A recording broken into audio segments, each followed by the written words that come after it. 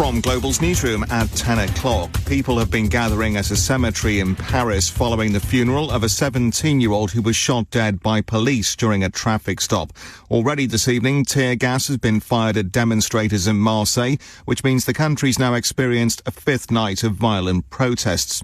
Dr. Joseph Downing is an expert on French politics and security and has told LBC policing there has more issues to deal with, alongside accusations of racism. The ethos of French policing is one that's not about consent, it's about control. And the Council of Europe issued the French government a warning about its repression of protesters against Macron's pension reforms. And the scenes we saw coming out of Paris of, middle-aged white people being beaten with truncheons for simply protesting shows that it's not just those of black and Arab descent that experience these issues with French policing. More than 2,000 people have been arrested since the shooting on Tuesday. It's being reported a record number of staff left their jobs at the NHS in England last year. Almost 170,000 resigned across the health service during 2022, compared with almost 150,000 the previous year, according to a newspaper investigation. 2 children and a woman have died in a fire at a flat in Cambridge. At least 30 firefighters were sent to the King Hedges area just after 1 o'clock on Friday morning. A man in his 30s managed to escape. He remains in a critical condition in hospital. These women live nearby. There was that much fire, the fire engines kept running out of water, so they had to bring more and more fire engines. Just heart goes out to the family of the people who live there, and it's obviously just really shocking and tragic. It's not something you kind of expect. A man's been arrested after several people were attacked by a dog at a cemetery in Hammersmith in West London. The Metropolitan Police says the animal's been seized and officers are now trying to work out which breed it is. 4 people have been treated for non-life-threatening puncture wounds. And the former Prime Minister Liz Truss is setting up a new task force of economists aimed at finding solutions to sluggish growth in the West. She's established the new Growth Commission, which will operate as an independent body and will be chaired by the economist Douglas McWilliams. And in sport, England's cricketers have suffered a 4-wicket defeat to Australia in the first of the T20 Women's Ashes at Edgbaston. The hosts set their opponents 154 for victory, which they successfully chased down with 1 ball to spare in a dramatic final over. LBC weather remaining clear and dry, with many areas of the UK being like that tonight. Showers will continue across northern parts with strong winds and heavy rain affecting the far north of Scotland, an overnight low of 10 degrees. From Global's newsroom for LBC, I'm Tim Daly. This is LBC from Global, leading Britain's conversation with Nick Abbot. This is absolute tosh. Well, let's get back to it. Liz Truss is setting up a think tank. Is that right, Liz? Absolutely. Yeah, absolutely. Hey, Liz, stop thinking. You have delighted us enough with your thinking. She's setting up a growth commission. I'll sum that up for you in 13 syllables. These are texts and tweets and such from last night. Kev tweets, went to Workaholics Anonymous recently. When I got there was a sign on the door that says, gone to lunch, back in 30 seconds. Liz says Farage on his GB News programme told his audience that he is considering moving out of the UK. Hey, Uncle Nige, stop teasing us. Don't wait on ceremony, just go already. Bye-bye. You could write you could go to the airport and write a cheque. Oh, no, that's right, you can't. David says, if my water bill has gone up by a massive amount next year, I'm not only going to pay the same as this year, but I'm also going to tell them that they can pay the difference out of their bonuses and dividends. Yeah, OK, well, make your first call to me from jail. Thanks a lot, David. Ian says, why don't you actually give Richie a chance? LIBOR would be 10 times worse. Oh, no, one of these people. Oh, fabulous. The amount of times that you hear that, it's almost as though they've read it on Facebook. Yeah, Labour would be much worse. Well, no, never mind about Tory. Labour would be much worse, they would. But based on what information, Ian? Hey, Mike says, do you realise that Sarah Bentley has been replaced at Thames Water by a former head of Ofwat? Are we being taken for fools again? Yes, and with good reason. We are fools. We're the only country in the world that has sold off our water. The only one. Just us. Georgia says, why did all these privatisations happen? Because people are mostly stupid and greedy. No, Georgia. Privatisations happened because people voted for Margaret Thatcher.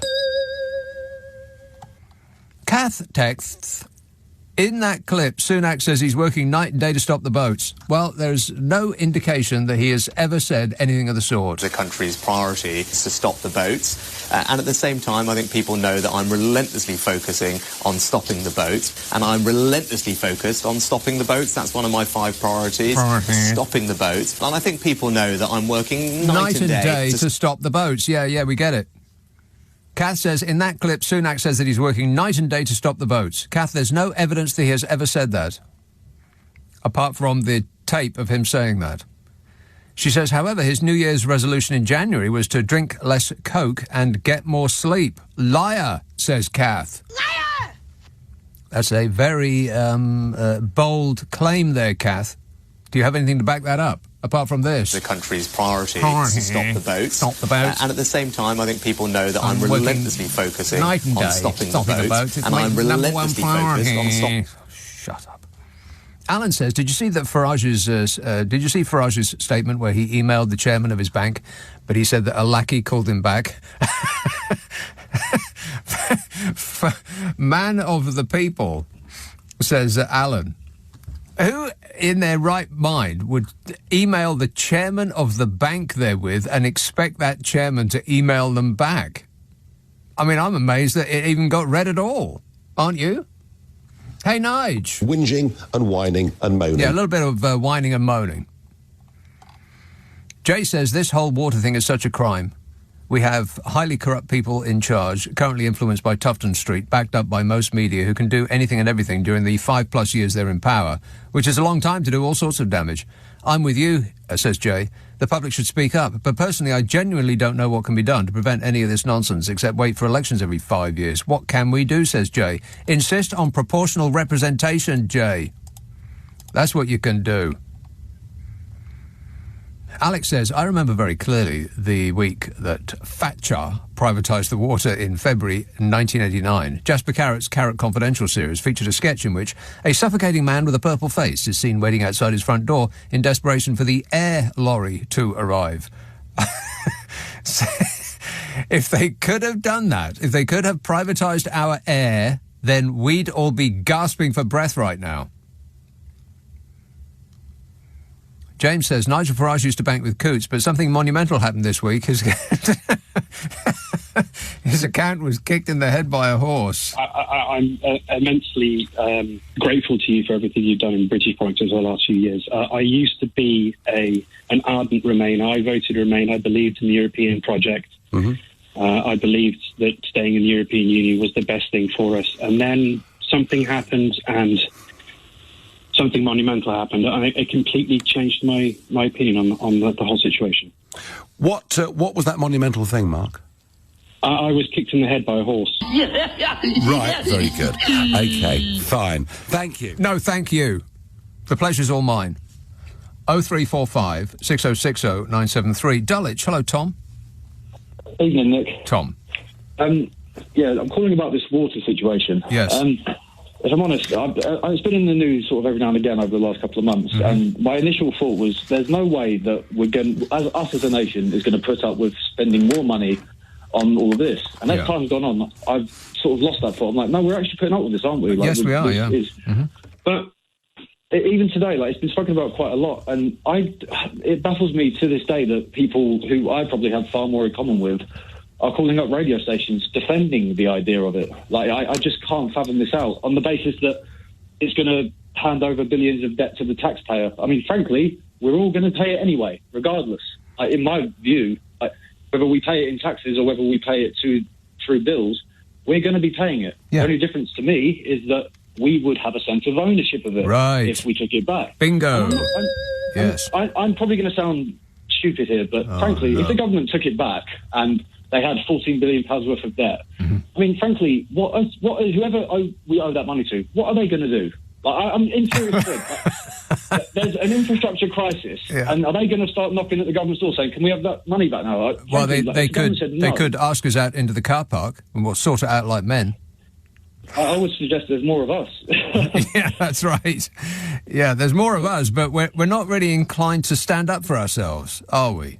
The thing is, Nick, I'm looking at France at the moment, and fair enough, I get why there's anger there for what happened. But in my mind, I'm like they wouldn't even consider doing that to the French. No, they would not. Just literally mugging them in broad daylight over 40 odd years. No. Do you know what I mean? And I just think, why are we, the British people, putting up with this? Yeah, why can't we be just a little bit more French? Un peu.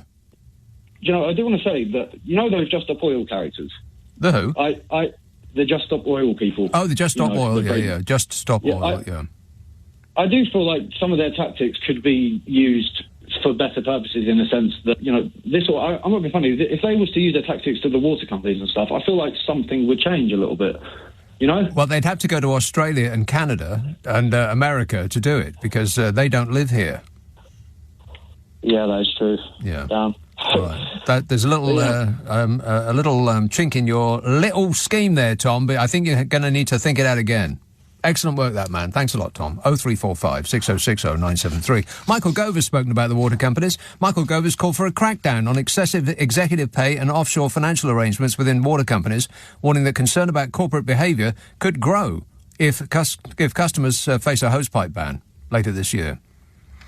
Michael Gove, the Environment Secretary, said that the government was prepared to hand over more power to the industry regulator to help it tackle such practices. The industry regulator... Oh, no. He said the use by some water companies of opaque financial structures based in tax havens and high gearing is deeply concerning. He said, I also share the concern that some water companies have for many years been making excess profits. Michael Gove said concern about water companies' behaviour will only deepen if the dry weather experienced means that some water companies bring in hosepipe bans or other restrictions on customer use. Michael Gove listed particular activities that undermine consumer trust, including but not... What's that noise? Can you hear that? Did you hear that? Whistling. Somebody's whistling in the dark. Is it Andy Williams outside? Check. How bizarre. How could that come straight through that door? I mean, I've got a door in here that would not look out of place on a submarine. I mean, you have to really take a run up at it to make it budge. How does a whistle go through that door? Curious. But you know me, it's not like I'm going to draw attention to it or anything. Whinging and whining and moaning. Michael Gove listed in particular activities that undermine consumer trust, which include but are not limited to offshore arrangements, securitisation, highly geared structured, as in borrowing a ton of money to give it to themselves for excellence in showing up for work, excessive salaries and dividend payments. And he said that he was going to crack down and the government was definitely going to do something about it. You know when this was? 5 years ago. What? Yeah, I'm telling you a story that happened 5 years ago. Anything happened since then? No. Not one thing. Last year, as an example, I mean, and when Michael Gove said this, the trade association representing the water companies, they bristled. They actually did. They pushed back and said, well, you aren't in possession of all the facts. Something like that. And Michael Gove said, calm down. Yeah, they actually had the nerve to push back and say, well, if only you had all the facts at your disposal. The trade association representing the water companies 5 years ago said that £8 billion extra would be invested in the industry as part of a £44 billion commitment over 5 years to 2020. It said the funding would help prevent 370 million litres a day leaking from pipes. OK, now keep that thought in mind. 370 million litres a day. Last year, our water companies lost 2.9 billion litres of water per day. What? 2.9 billion litres. Now, I know that is a number that is so massive, you've got no idea what it actually represents. So I'll put it to you in pool terms. Imagine an Olympic-sized swimming pool. It's 2 metres deep and it's 25 metres wide. 2.9 billion litres of water would be a swimming pool 2 metres deep and 25 metres wide that stretches from Westminster to Reading. 36 miles.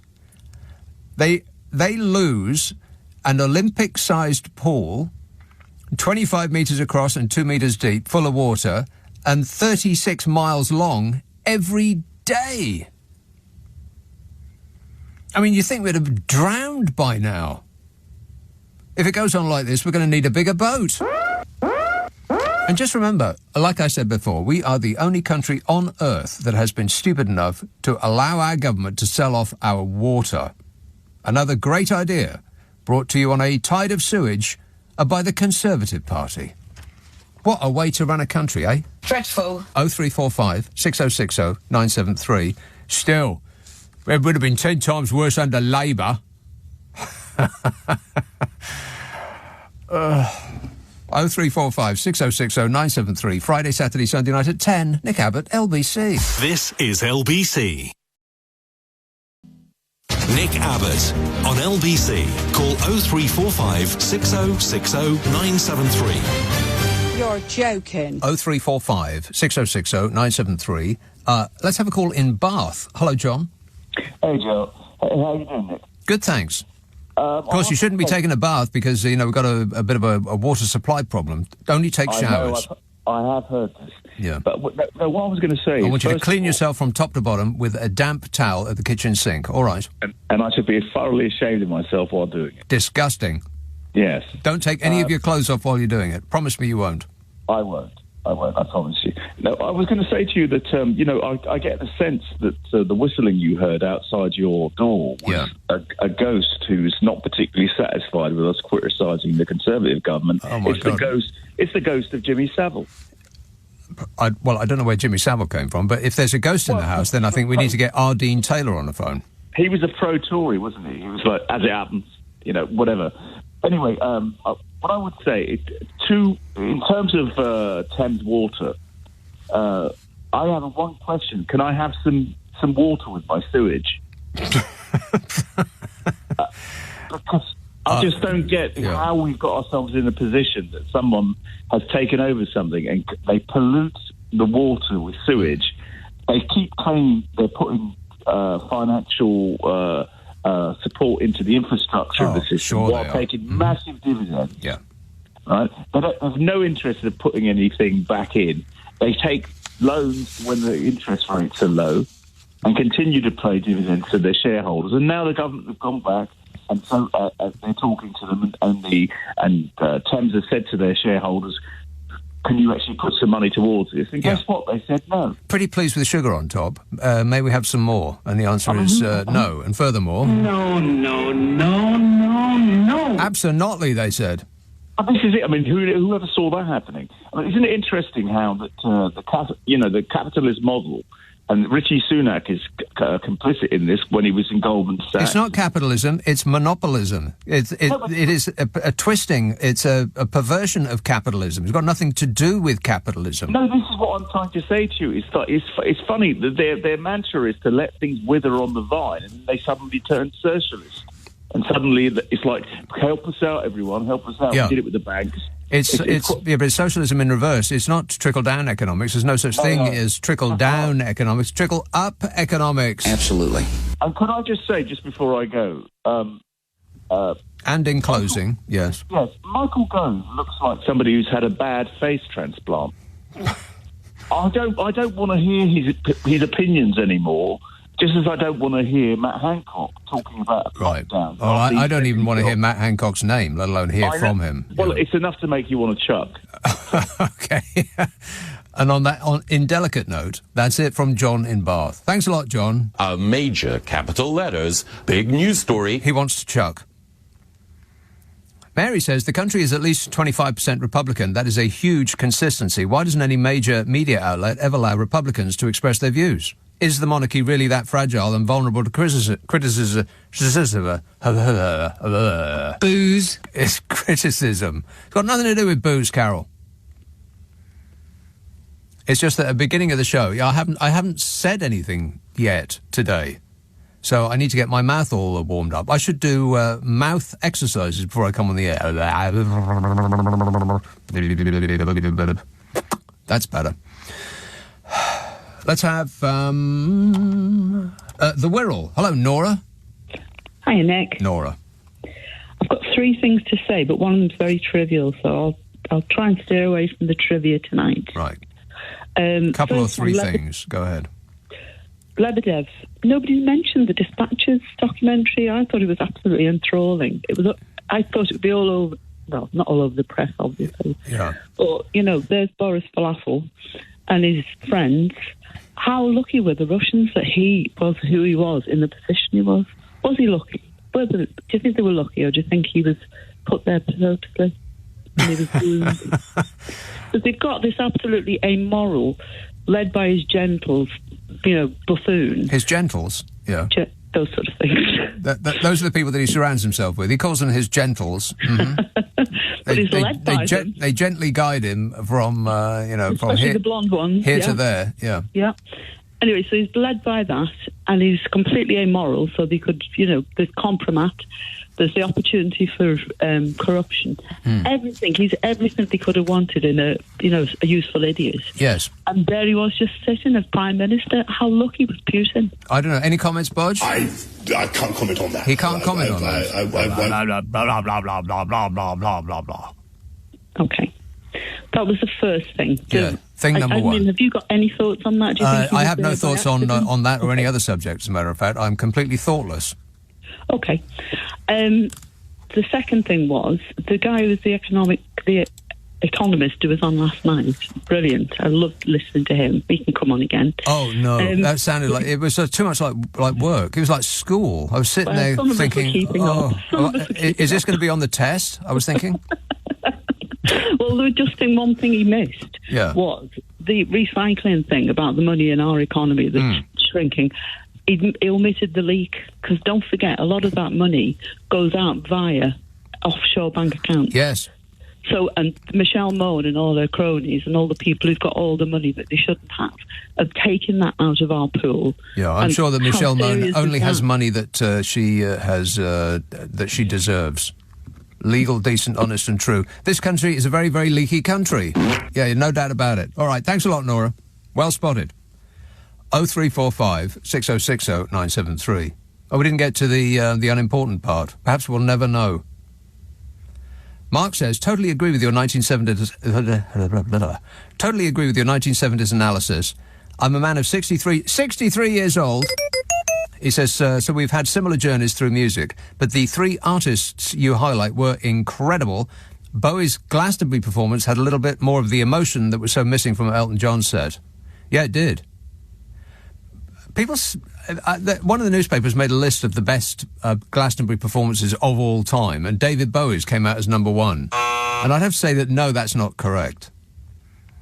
I don't think that's even close to being correct. I mean, I've seen David Bowie loads of times, and the set that he put in at Glastonbury, I don't know. It wasn't really... It didn't wow me. I wanted to be wowed. And I was underwowed. He was wearing clothes that weren't very conducive to performing. He actually said that on stage. He said, God, I wish I hadn't worn this stupid coat. Because it looked like a very, very heavy, thick woolen coat, which is a really daft thing to wear if you're going to be on stage doing the rock and roll. Rock and roll! But he wouldn't take it off because I think he actually said this. Yeah, I can't take it off because I'm too... what's the word? I'm too... not shy, vain, because he put on a bit of weight, and he only had a T-shirt on underneath, which would have shown that he's, he was a bit heavier than he used to be. Mind you, everyone's heavier than he used to be. No, I don't think that the Bowie set was the number 1 performance of all time at Glastonbury. If any of recent years, it had to be Paul McCartney. Paul McCartney was better than David Bowie. The thing with Bowie that I've found annoying in later years was his insistence on playing the hits. As a fan, I would want album tracks. I would want, and they're not even really obscure because they're some of the most famous albums that have ever been released. But he just kept playing, Let's Dance. Oh, God, really? And, what's the other one that he kept playing? The other one of that time. Let's dance, and dance the blues. Which, it's okay. But just because it sold a lot of records, you don't have to play it every time. People aren't going to go away disappointed if you swap Let's Dance for Panic in Detroit, for instance. Still, too late now. 0345 6060 973. One of the most amazing Bowie gigs I saw, and it was a piece of cake to get in. Tickets were still available. People were milling around outside as though a complete unknown was playing in the actual the hall, and it was a very small hall indeed. And it was when he did that tour with Tin Machine. It was absolutely phenomenal, and I just couldn't believe how easy it was to get there. And there was no crowd inside really. It was because the album itself wasn't that popular. Well, it didn't have the word David Bowie written on it. So people just, I don't know, they just weren't very interested, which seemed extraordinary to me. And I stood there in the crowd thinking, God, this is the worst sound system I've ever heard in my life. It sounded like something he picked up for a $5 in a used musician's instruments shop. How can David Bowie not be able to afford a decent sound system, I thought? Because it was just this noise. You couldn't really tell what the tune was. And then after about 2 or 3 songs, it was almost as though my ears became attuned to fighting through this sort of oral assault. And I thought, oh yeah, there it is. And it was almost as though learning a new language. And you could hear through this cacophony to what he was actually doing. And from that moment on, I was completely sold. Totally brilliant. But I was one of the few people who actually saw it because nobody else was that bothered. Amazing. 03, and just coming on that subject, and then nothing more about it from this moment on. But I just came up in the tube, and there was those signs that are on those moving posters that are on the tube, the escalator as you go up. And because you're going past them, I couldn't quite take in all of the information, but it looked like the Ziggy Stardust concert is about to be re-released for cinema. Ooh, I'd like to see that. Wouldn't you? 0345 6060 973. Text 84850. Email nick@lbc.co.uk. If you're on Twitter, it's @LBC. And I should remind you, by the way, that the Friday and Saturday night shows, they get stuck up the internet as podcasts. Yeah, we take the news and most of the ads out, mostly. And by that method, it takes less time to listen to. You'll use less electricity. And by that means, you'll be doing your bit to protect the environment. You're welcome. Only on Global Player, ask for it by name, Nick Abbott, The Whole Show Podcast. If you've got one of them stupid smart speakers, then the magic phrase is, play Nick Abbott, The Whole Show Podcast. This is LBC with Nick Abbott. Call 0345 6060 973. Text 84850. Alexa, send a comment to LBC. Hang about, Nick. Listen. Now, what I'm trying to say to you is this, Nick, right? I've had a message from a bloke called Elliot. He says, it's my birthday today. Could I get a little ditty? Well, if you have your heart set on a little ditty, Elliot, I do believe that surgery is available. But in the meantime, Marty says, if the government think that they can cut years... if the government think they can cut the years it takes for a person to be a qualified doctor, then they are living in a land of make-believe. The reason it takes 7 to 10 years to become a doctor or surgeon is to know as much as you can to save lives and not be sued for malpractice. Yeah, that's a good idea, Marty. Yeah, didn't Fishy say something about dentistry today? I might come to that in a minute. You're going to have to remind me. I have detailed files. One moment. He said, in a reference to Prince William, that's still his name, right? Prince William? He's, what's his thing now? Prince William of Wales. What's his thing? Prince William? What do you mean, what's his thing?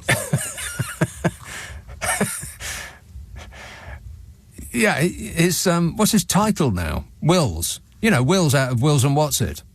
Anyway, yesterday he was somewhere, I don't really know where, I wasn't paying attention, but he said something about, next time I come here, I'll be all gay and wear sequins and glitter, or something like that.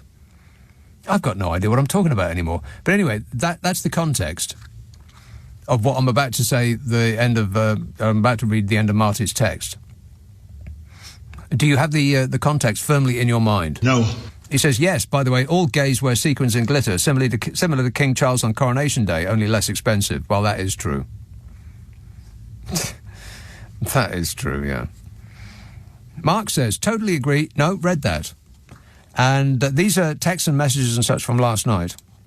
And finally, Martin says, Super Sunak will save the NHS. His dad is a GP and his mum works in a pharmacy. The NHS is in his heart and soul. It's his number one priority, except for the boats, which are also his number one priority. Under my leadership, the government's priorities are your priorities. The people's priorities. God, doesn't it make you want to vomit? In a patriotic sort of way, yes. Let's have, let me see now, Sandbach. Hello, John. Hello? John? Yes, John. Hi, I was thinking before about whether a country of zombies, thinking about the water, we're being led by the nose. There's that many metaphors in that. We're being led by the nose, and we just wander through the atmosphere where we're thinking, with our arms stuck out, thinking, what's next? And right. Then you got the lady from the world. That was saying, exactly what I was thinking when you were constructing that sentence, John. I was thinking, what's next? Yeah, and then you got the lady from the world who said, did she say that Johnson's led by his genitalia? His gentles, I think. It's pretty much his gentles that he is led by. That's what he calls his assistants. He calls his genitals his assistants, apparently. Thanks a lot, John. Tom emails, is it true that you're extremely disappointed that Adele did not perform this year at Glastonbury? No. No. James says, Fishy Sunak is working night and day, only when the cricket isn't on, though. Can you believe that Smug actually had the nerve? He's the bloke who left all these passive-aggressive notes on people's desks. Sorry you weren't here when I called. Oh! You know, like that. And he had the nerve to come over, to cloak himself in piety in order to bat away a reporter's questions about what he was doing and where he was going. Oh, one's going to the church, of course. And then one's going to the cricket. On a work day, really. You don't work at work. You don't work from home. You don't work. Oh, there's some very interesting stuff about a 4-day week as well. Don't let me forget that. Don't forget to remind me not to forget it. Let's have Wisbeach, Alan. Nick? Yes, Alan. Yeah, with Thames Water or any of these water companies, what would happen is if we do renationalise them, we'll just pay off the debt, and then the government will just give it out to some other conglomerate to do it all over again. Yes, I believe that is completely correct. Yes, and we'll pay the debt and then they'll just give it away to the donor class again. Exactly, that is what they will do, this lot. And as for Labour, they never would have privatised any of it in the first place. I don't believe that they would, no. They wouldn't have done. I mean, even Ted Heath wouldn't have done, would he? Because he was moaning that she was selling off the family silver, so... Yeah. So, yeah, that was my point. That is exactly what they'll do. We'll pay off the debt and then they'll give it away to some other bloody conglomerate who will run up load more debt. Yep, completely correct in every respect. Thanks a lot, Alan.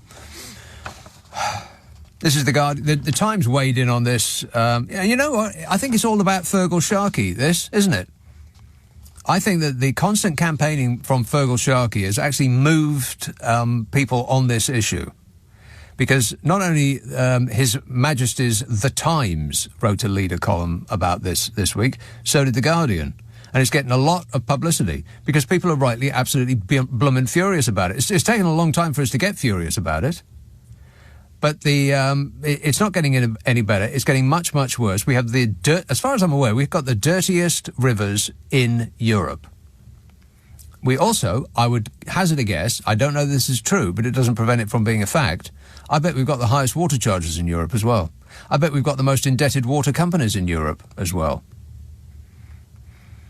This is The Guardian. It says, in little over 3 decades, Thames Water, the biggest water and sewage company in England, which is serving 15 million people, has been transformed from a debt-free public utility into what critics argue is a privately owned investment vehicle carrying the highest debt in the industry.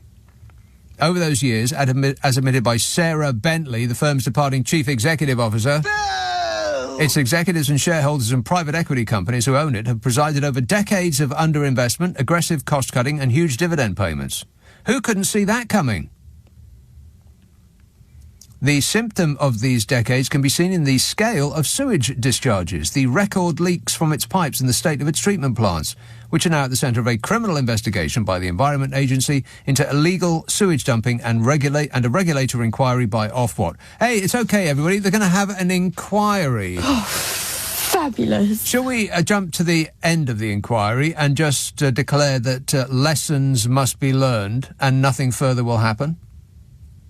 They'll get a light slap on the wrist at most and have to pay some of the money that they have taken out over the past 20 years. Analysis of the accounts of Thames Water between 1990 and 2022 reveal a story that is echoed to some degree across the industry. The figures show how privatisation, which was intended to lead to a new era of investment, improved water quality and low bills, turned water into a cash cow for investment firms and private equity companies, none more so than the Australian infrastructure asset management firm Macquarie, which, with its co-investors, bought Thames Water in 2006 from the German utility firm RWE for £4.8 billion. By the time Macquarie sold its stake in Thames Water in 2017, debts had more than tripled, from £3.2 billion to £10.5 billion. Its pattern was to borrow against its assets to increase dividend payments to shareholders. This is how organisations like that operate. They take over a business, they borrow massively against the assets of that business, and they give the money that they borrowed to themselves for excellence in being them. Then, in some occasions, they will find that the business, loaded with all that debt, can't survive, so it shuts down. But what do they care? They've got all the money, honey. By 2017, when Macquarie sold its last stake, the pattern of debt remained and the rate of accruing debt continued on the same trajectory. Macquarie and its co-investors made their position clear from the start, hiking dividends in the first year of their operations to $656 million, when profits were a fraction of that at $241 million. Just think about that for a second. The company that they were running made a profit of £241 million, and they paid themselves £656 million. What? How do you do that? Other than borrowing vast amounts in order to pay themselves that amount. Ofwat, the useless regulator, recommends that companies maintain a ratio to debt capital of 60%. But Thames Water's debt now amounts to £14.3 billion, almost a quarter of the total £60 billion debt run up by all of the privatised water companies in just over 3 decades. Wow. The weight of debt is one of the highest levels in the industry, with Thames Water gearing at 80%. More than half of this debt is inflation-linked, leaving Thames facing hikes on its debt repayment. A considerable chunk of the money that you pay in your water bills has gone not just to pay off, to pay in dividends and executive remuneration, the companies that are running a service which you have to buy, you cannot do without it, it's a monopoly. But you're also now paying the interest on the debt that they have accrued to pay themselves such vast amounts of money. But, other than that, there's nothing to see here. Please move along. All perfectly normal in a well-run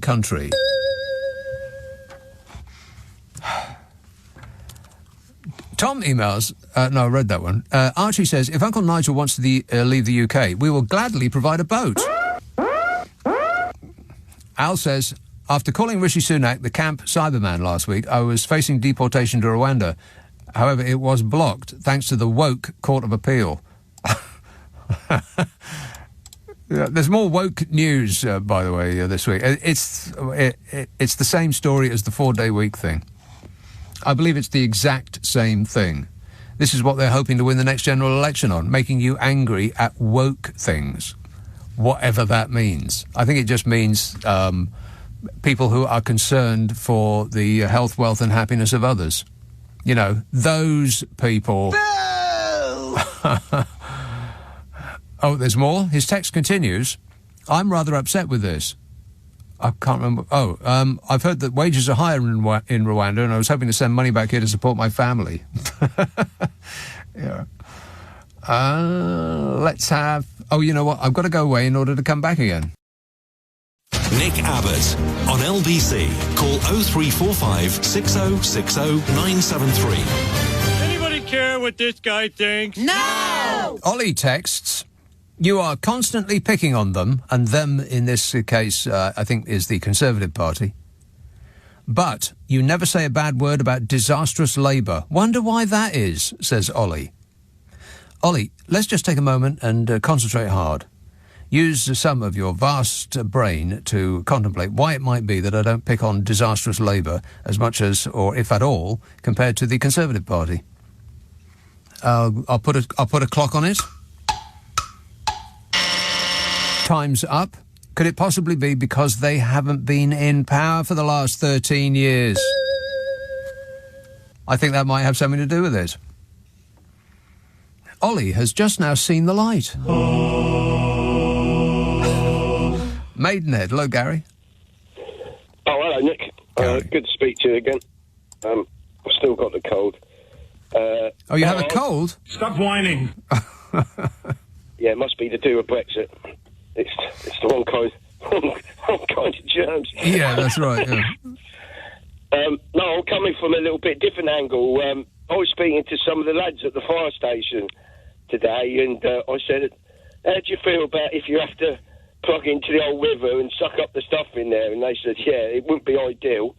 But he said to me... Frankly, I'd rather have my house burn. True. But he said another thing that people don't seem to understand, especially with Thames Water, they own the fire hydrants, and 2 fire hydrants, we've reported it for the last 3 weeks, and they still don't do nothing about it. I said, don't you fix it? He goes, no, we can report it, Thames Water have to come, they own the fire hydrants. I said, God almighty.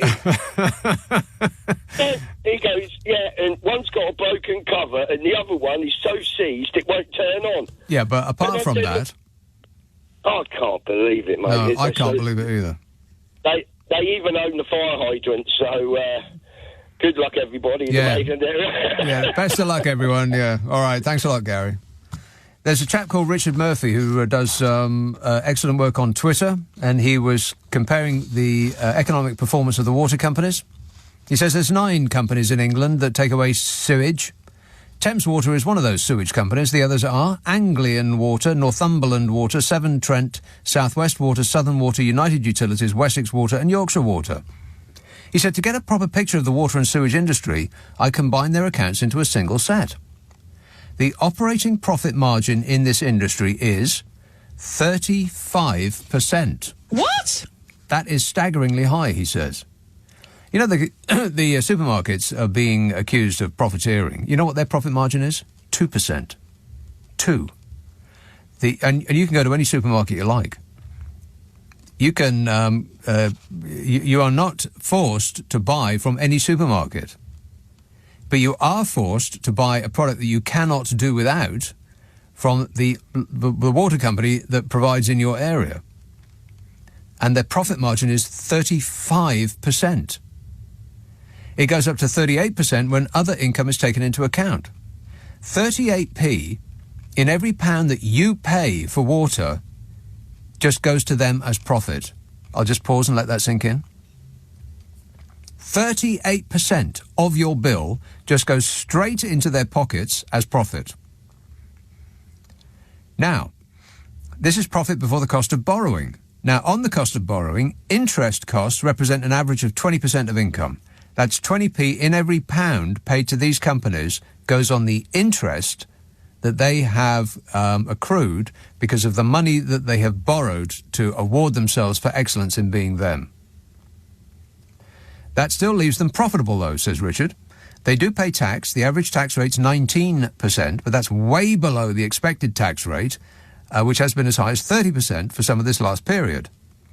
And much of that tax hasn't been paid. More than £8 billion in tax has been deferred. Did you get to defer your tax? No. Of the almost £25 billion that they have made in profit over the years, they have paid out every penny and more in dividends. In other words, the shareholders have taken 15 pence in every pound for water. There was nothing left for reinvestment at all. Zero. No wonder the water industry is in trouble, he says. The income statement shows that the public is being fleeced by these companies who are simply treating the fact that the English consumer has no choice as to who to buy water from as a means to extract profit from us. It's almost like it wasn't a very good idea to privatise our water. 0345 6060 973. Bodmin. Hello, Malcolm. Oh, hello, Nick. Malcolm. Oh, Nick, now again. Nick, yes, I'm here. Yes. Are you hearing me? No. I'll get out of here. Nick, I'm wondering, did Brexit make a difference to I nearly said South West Water, to these water boards, with regards to staffing, so on and so forth? And then the other thing I want to mention is the stuff that's going into the rivers used to be somewhat sterilised, and then it was spread over farmland in massive quantities. How do I know? Because they used to do it on farmland near where I used to live, and it absolutely stunk. Yeah. So is there something, has there been something going on with cost cutting to increase profit, such as the treating of solid particulates? Oh, in order to, yes. Yeah, your old-fashioned number twos. Matter, and, yes. Yeah, it was treated and spread over land. Yeah. Now, that now appears to be being spread on watercourses and yeah, I'm not sure that's beaches. Yeah, I'm not. Well, yes, through pipes, but I don't think they're actually spreading it on the land. What's actually happening? Hang on a minute. Wait a minute. What's happening, which is as bad, if not worse, than pumping sewage into rivers and so on, is that farming, intensive farming, is producing a massive amount of matter. And that matter is spread on the land, and it's too much matter for the land to absorb. And so when it rains, it just gets flooded into the rivers, which is as bad, if not worse, than what the water companies are doing.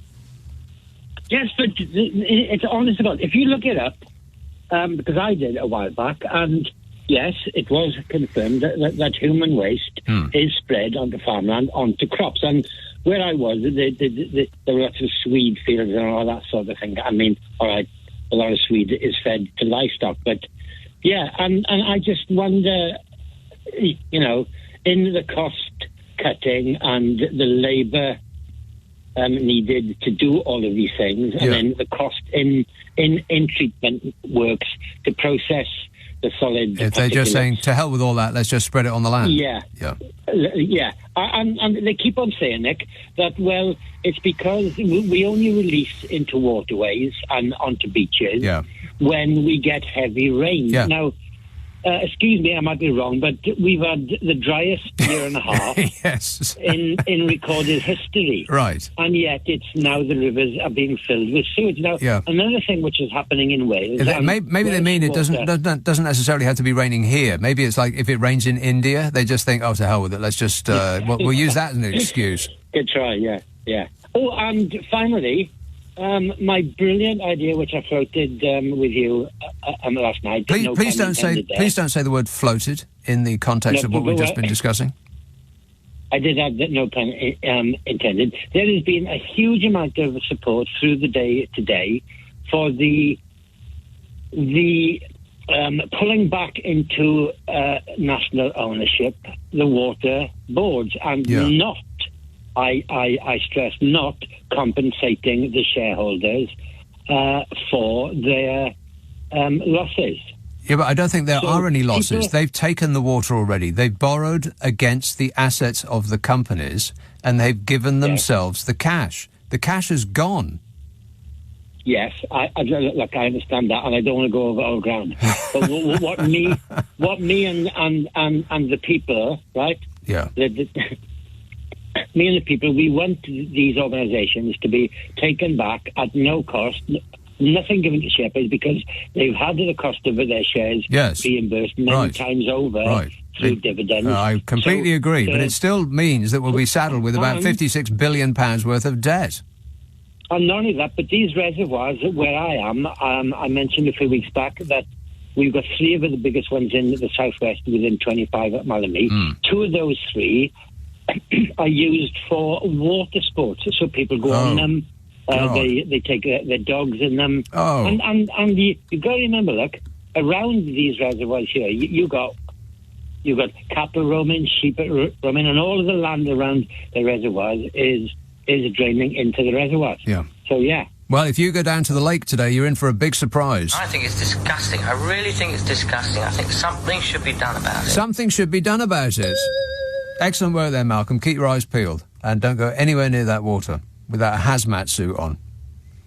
Mark says, what happened to the good view tax? The good view tax?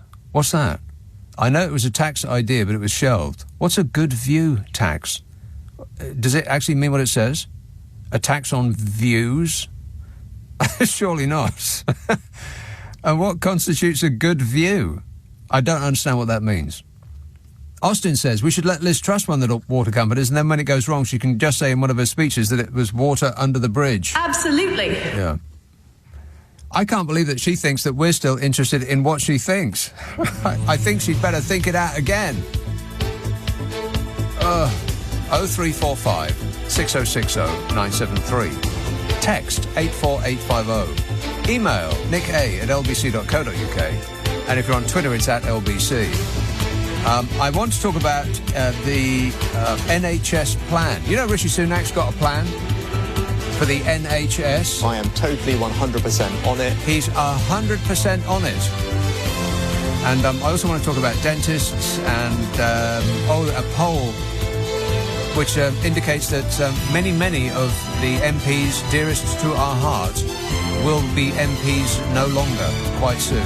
Very sad. On your radio, on Global Player, and Play LBC. leading Britain's conversation. This is LBC.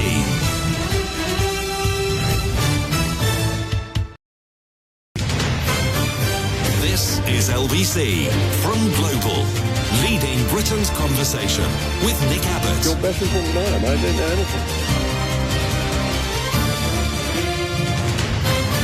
This is complete nonsense. Complete nonsense. I just heard the newsreader, Tim, say the people who just won the tennis in, was it Eastbourne or somewhere? I've never heard of any of them. They all came as like a complete surprise to me. I was expecting to hear at least one person that I've heard of. Are they the top tennis persons in the world? I haven't heard of a single one of them. How's Yvonne Goolagong doing? Did Ili Nastasi get through? 0345 6060 973. Anybody remember when tennis was interesting? No. Maybe it is. Maybe I should give it a go, but I seriously doubt it. Hagar says, is it a coincidence that we've got a government that's going down the drain and water companies are pumping sewage into our rivers? Martin says, just a thought on how to stop the small boats. Privatise the service and insert a government regulator to oversee it. Good idea. Says you can be sure that in the shortest possible time, no boats will be crossing at all. Yeah, exactly. That is precisely right. If you want to screw something up and stop it working completely, just give it to the government. I'm gripping it. And he'll grip it. East Yorkshire, hello, Mike. Hi, Nick, yeah. Sticking with the water for a second. Yeah. You've said before that this government must think, what can we do to them tomorrow? Yeah. Well, Sarah Bentley resigned. I mean, she must have been a hell of a woman because they've replaced her with two people. One of whom is the former boss of Ofwat. Yeah, I know. Incredible. I mean, it's just poking fun at us. It's just mocking us. I mean, how can you... I literally do. The only thing I can... Sorry to interrupt, but the only thing I can think that they do is, as you say, they wake up in the morning and they think, what can we do to them today? Because we know that they're not going to... there's going to be no uprising. People won't do anything more than tut or wonder how it could be worse under Jeremy Corbyn. So we can do anything we blooming well like to these people, they think. And this is what happens day after day after day. Yeah, they must do. I mean, putting her in charge is like putting the failed gamekeeper in charge of the perches. Yeah. I mean, it's madness. But anyway, I rang up about Burjo because he had a little utterance this last couple of days. Yeah, he did. About the government should get on and use the 2004 Immigration Act. Yeah. To rule Rwanda as being a safe country. Well, yeah. I wasted a bit of my life today reading Section 3 of the said Act. and it is no different to the current one. The government can define me as a chimpanzee and you as an orangutan, but as soon as we go to court, it'll get reversed because the court decides on the fact. So what's Johnson doing? Is he trying to take Sunak down? I think that the government's intention, in my opinion, on this and all other of their top priorities, is to just keep keep picking at the scab, with no intention of actually fixing the problem. They want the problem to persist, which is why they don't have any interest in negotiating with the doctors or the nurses or the train drivers or any of these people. They want to have the problem keep going because they want to be able to point to lefty activist types who are ruining the country. If only it wasn't for these lefty lawyers, then we'd be able to solve the problems that are besetting this country. If only it wasn't because of militant activist unions, then we'd be able to get some work done. They don't want any of these problems solved. No, I think you're probably right on that one. But can I just leave you with a little thought? You know, Liz Truss has set up this growth group. Yeah. I think that's a little bit of the thumb swipe that's in that. I can't believe that Liz Truss actually has the nerve to appear in public, let alone set up a group and pontificate on matters of import. All right, thanks a lot, Mike. 0345 6060 973. I mean, make it clear to us what it is that you have in store, Liz. I'm genuinely unclear. Genuinely unclear. Yeah, me too. I'm genuinely unclear too. Tom says, rather than banging on about stopping the boats, I wish Rishi would force the water companies to stop the leaks. Then again, there's probably not as many Tory votes in it for him. Yes, bingo. I think that the Conservative Party will affect to be interested in this issue now because people have become interested in this issue. And I think it's partly the good work of Fergal Sharkey. Rock and roll! He's the one that has just been going on and on and on and on and on about it, and it's acquired a momentum of its own now. People are seeking information out about this kind of stuff, and when their bills are coming in, they're thinking, well, bloomin' hell, really? How much? And when you find out how much is actually going directly into the pockets of the organisations that own our water, who are in Australia and France and Canada and America, then it's just about enough to make you scream. Greg says, Michael Gove reminds me of Alan Pardew with a glandular problem. Calm down. OK. Pete the Pool Man says, for your information, that 36-mile, 2-metre deep pool would cost £480,000 to fill. With what?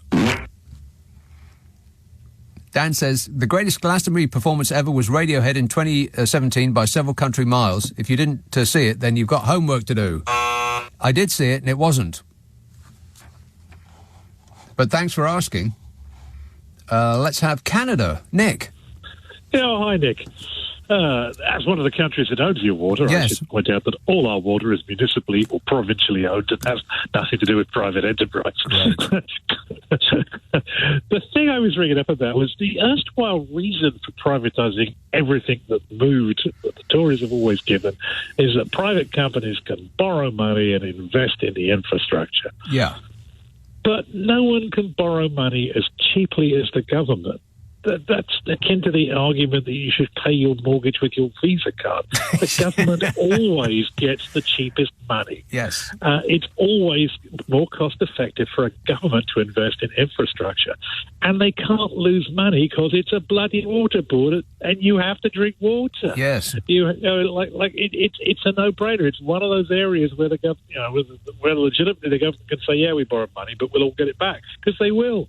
Yes, we will all get it back in the bonus that you will get from not having companies going out and fixing leaks, like constant sticking plasters, and providing people with fresh, delicious water to drink. It's just the most absurd argument. I mean, like I said, the government can always do this cheaper than private enterprise because they can borrow money. That was the stated aim. That was the stated aim, which I think is the opposite of the actual aim. The actual aim was to gift private enterprise a freebie of unimaginably large proportions, basically stealing from the public to give to people who are already rich. It's like socialism on steroids in reverse, taking from the many and giving to the few. Well, I am of the opinion that they're even stupider than that, in the sense that I think the real aim of privatisation was to be involved in the selling, because the guys in the city get 10% of whatever they sell. Right. I don't think they actually cared who they sold it to or for what price. Because when they sold British Telecom, they sold it at about a third of its actual value. Well, and the reason was... Ditto the post office. Yeah. I worked briefly in sales, and the managers in commission sales, the managers are always trying to make sure that the sales staff don't give the product away, because the sales staff don't really care what the price is. They just want to move it quickly. Yes. So that's always the sort of the dynamic in commission sales office. Is the managers are saying, you can't drop your price that low. Actually, that is a very good point. The eventual owner was neither here nor there. The exercise was to gift banks and their associated enablers and hangers-on a massive payout in the short term. You are quite right. The long-term benefit of people who eventually own the water companies, that's a side issue. They weren't really thinking about that because they're politicians. Who cares about the long term? It was the short term that they were thinking about. How can we reward people in the square mile with unimaginably large earnings for doing nothing right now? Yeah. Yeah, and the cheaper you sell the asset, the easier it is to sell, the less you have to do, and the more money you make for less, basically. Right. Yeah. What a racket, eh? Anyway, I'm glad I'm here. Good luck. All right, thanks a lot, Nick. 0345 6060 973. Good luck. I mean, it's just embarrassing, isn't it? Other countries are pointing at us and laughing. If it wasn't for a certain tassel-head individual in the United States of America, this country would be the laughingstock of the world. Oh, shut up! Wendy says, for a family of 1 to 2 people, they recommend a pool size of 14 by 25 foot. For a family of 3 to 5 people, they recommend a larger pool size of 16 by 32 foot. For a family of 6 to 8 people, they recommend you work it out. I don't really understand what does that mean? Is she actually giving me maths homework? Is that like a quiz test? Must be. What are you talking about, Wendy? I can't sit here and do mental arithmetic. I'm doing a very busy programme. Plus, I can't do mental arithmetic.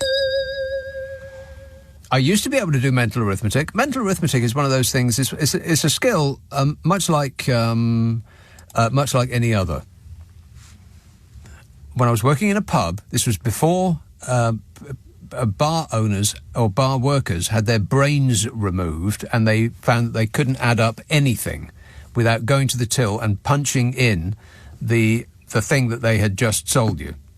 I mean, I wouldn't be surprised if they actually had the thing in cartoon form, so that they don't have to actually read either. You ask them for 2 pints a lager, the thing that they will be selling all night long, and can they add up 2 pints of lager? No, they have to go to the machine and put it in, and the machine tells them how much it is. Back in it were grand when I were a lad, you used to have to add it all up in your head, and woe betide you if you got it wrong, because the person that you just sold a round to will be coming back for the exact same round in about 20 minutes' time, and if the price ain't the same, big trouble, huge. Yeah, it's like walking through a field of wheat. Not running through a field of wheat, because that was Mrs. M's thing. Kick off your comedy clown shoes, Mrs. M. Put your feet up. Relax, you deserve it. No, walking through a field of wheat. If you walk through the field of wheat enough times, then you create a path and it becomes easier, which is the skill of mental arithmetic. If you keep doing it over and over again, it's a piece of cake. It's just that if you're asked to do it on the spot immediately, having not exercised that part of your brain, it's very, very difficult indeed. 6 8s of 52. I mean, that part is easy, because that's a multiplication table. You learn that as a child in school, and once learned, always remembered. 7 7s are 43. I mean, who doesn't know that? Sweden, Stockholm, Tom. Hello, Nick. How are you doing? Good, thanks. Happy Midsummer. Oh, that's too depressing. It's actually a bit chilly out. Oh, yeah, well, it's best time of year, really. Not really. But listen, I had an idea. I know you were going to talk about the NHS, and it's been a lot of talk this week. And there's an idea I've been kicking about. A way that we could pay doctors and nurses more, that won't cost the government any more money, and would retain staff and get people back from agencies working for the NHS rather than through agencies. All right, go on. Do you want to hear it? Yes. Especially the Tories would love this idea. Create every GP surgery and hospital a free port. And anyone who works for the NHS pays no tax. So you get what would it be? 25% more money at no extra cost to the government. And if you work for an agency, you want to come back and work at the hospital, then you don't pay any tax.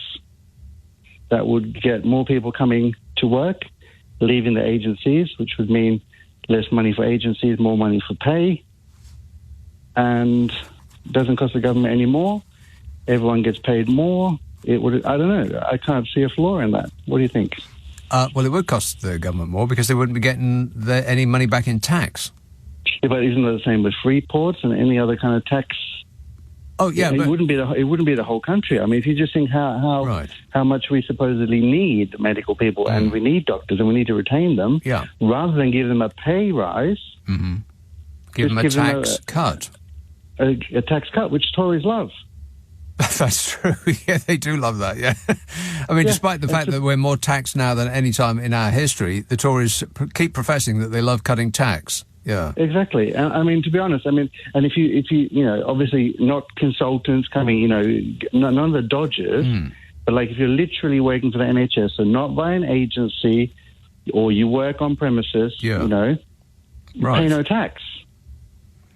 Well, it's not an insane idea, Tom, but I think that Freeport idea is pushing it a little bit too far, because I think if you're going to be in receipt of the freebie, essentially, that is a Freeport, then you're going to have to donate, shall we say, a medium-sized six-figure sum to the Conservative Party. I think that's baked in to the deal. Yeah. Anyway, All right. It was just an idea that I don't know, I just can't see the flaw.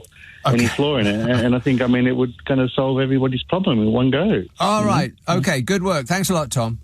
That's Tom in Stockholm in Sweden. He's so far away he can see the problems of this country clearly, like a bell. He just took a short break from having hot hygge action. Disgusting. In order to set us straight. Steph texts, Bowie had laryngitis when he did Glastonbury. He had no voice for the week leading up to his set. They weren't even sure he could do the gig at all. Well, there was no indication that he had laryngitis when he did that concert. Couldn't hear it in his voice.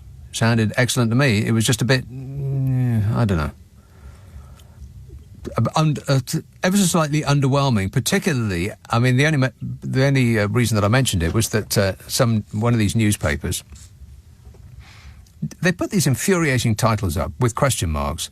Is this the best thing you've ever seen?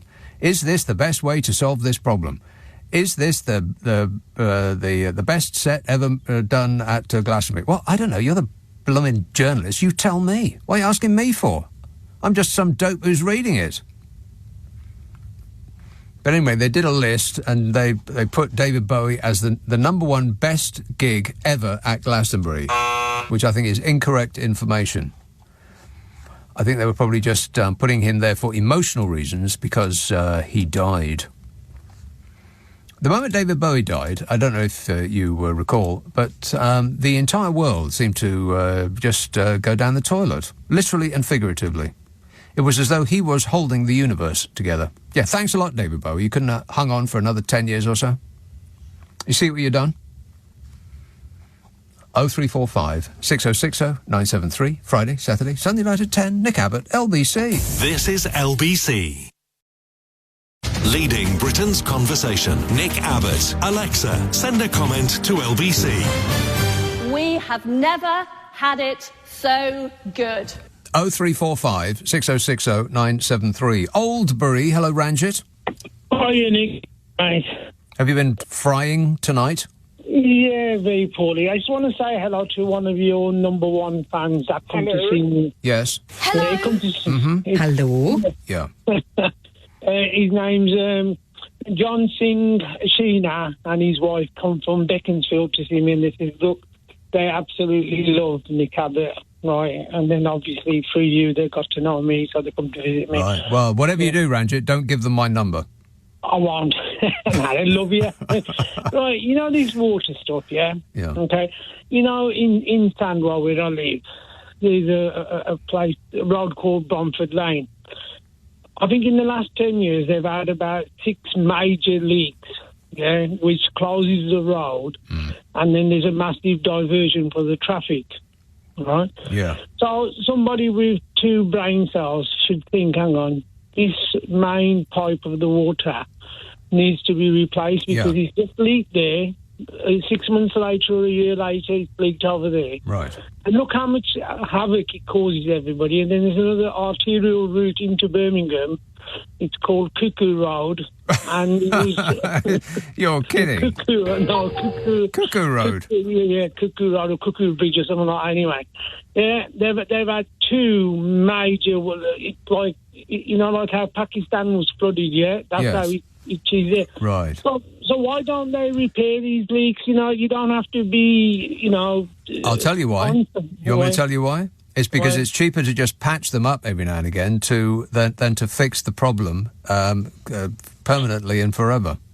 Nick, but you know the diversion it costs, yeah? And how much traffic for 4 or 5 weeks it takes for them to fix it, especially the one in Bromford Lane in West Bromwich, right? Sometime I might send a Freedom of Information Act, you know, and see how many times they... Best of luck with that. Freedom of Information Act. I'll tell you what the answers to Freedom of Information Acts are these days. It's... No. Yeah, it's part of Rishi Sunak's integrity push. This government will have integrity, professionalism and accountability at every level. And on that accountability part, I think under Fishy Sunak, the freedom of information requests that have been granted are at an all-time low. I think under Bodger... Yeah. Where it was about 50%. You might as well have flipped a coin. I think under Fishy Sunak, it's down around the 30% mark. So integrity and accountability, my eye... They'll probably call me a woke person, won't they? Say you're just an interfering so-and-so. What do you want to know? Yeah. Well, thousands of motorists are losing hours of their journey every day. Yeah, and then again, I always complain about Joe Public. Serves you right, Joe Public. I'm one of them. We're suffering now because of these idiots in power, and no one seems to listen. But they'll sit in traffic moaning, "Oh, I don't know, fix his water, mate. Mate, his main's been broken last week. He's broken again. What's the matter with you people? Why don't you do something about it?" Yeah, exactly. Raise a finger of complaint every now and again. Thanks a lot, Ranjit. Gotta go. But the good people in Australia and Canada and America who own our waterways, they appreciate your cooperation. Thank you. Yeah. Martin says, not UK, Nick. My brother has lived and worked in Austria for 40-odd years. He sent me a postcard from Austria addressed England, not the UK. Is this it? Is this the Brexit bonus? Well, I don't really understand much of that. Lucy says, it's funny how Farage no longer has control of his finances despite getting the Brexit that he wanted. The best part is that he doesn't have an organisation to blame. Oh, yes, he does. The Wokerati. Okie dokie. Like it's an organisation of people who are, the blob, who exist only to thwart him. Yeah, right. The elite, The man used to bank at Coutts, the royal family's bank. Banging on about the elite. Yeah. Why don't you jot that down on a piece of Savoy-headed notepaper for us, Nige, and we'll read it later. Max text, I think, that's how it's written. I think Russell Crowe would do a great job at playing Boris Johnson in a biopic. Imagine the accent. Well, you'll have to put on a bit of weight. Hannah says, leave the Tories alone. They're the party that can be trusted with the economy. If they say so, it must be true. Well, that is, I forgot about that, yeah. If they say so, it must be true. Undoubtable. Let's have Norwich. Melanie. Hello there. Melanie. How are you? I'm great, mate. Good. I'm sick of all this. Yeah. Right, the water. Oh. I was listening to somebody the other night, and he was from Scotland, and they pay... Every individual in Scotland pays £27 a year. £27 for their water. A year? What? Yeah. Right. The best water in the world. Right? Well, I'm sure it tastes much like water. As a landlady to a couple of properties, I pay more than that a month. Blimey. What do you pay a month for your water? I've got no idea. I honestly have no idea. I could look it up, I suppose, but I haven't a clue.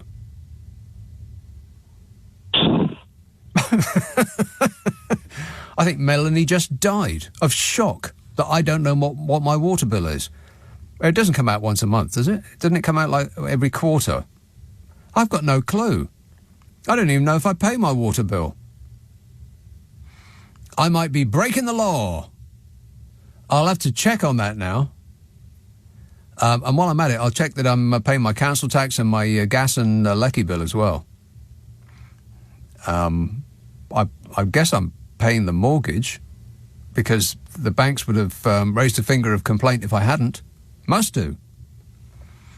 Leave it with me, Melanie. I'll have a full report on your desk first thing in the morning. 0345 6060 973. Text 84850. Email nick@lbc.co.uk.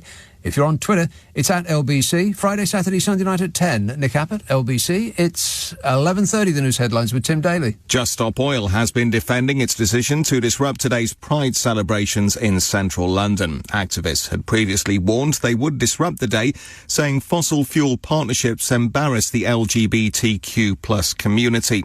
Police in Marseille have fired tear gas at protesters following the funeral of a 17-year-old boy who was shot dead by police in Paris. Paris. In the French capital, police have also cleared protesters from the Place de la Concorde and increased security on the Champs-Élysées. And Suffolk police have arrested 2 people after the body of a 2-year-old girl was found in Ipswich. They're both being held on the suspicion of murder. LBC weather remaining clear with clear periods for many tonight. Showers will continue across northern parts, though, with strong winds and heavy rain affecting the far north of Scotland, an overnight low of 10 degrees. LBC. What are you good at? Like, really good at? Got something? Right. Now imagine you trained for it, get years of experience, and have a load of happy customers you've done it marvellously for. That's just the start of becoming a tradesperson with Trust a Trader, plus passing their 15-point assessment. So, when you want something doing well, that's a job for the Trust a Trader professionals. Find yours at trusttrader.com.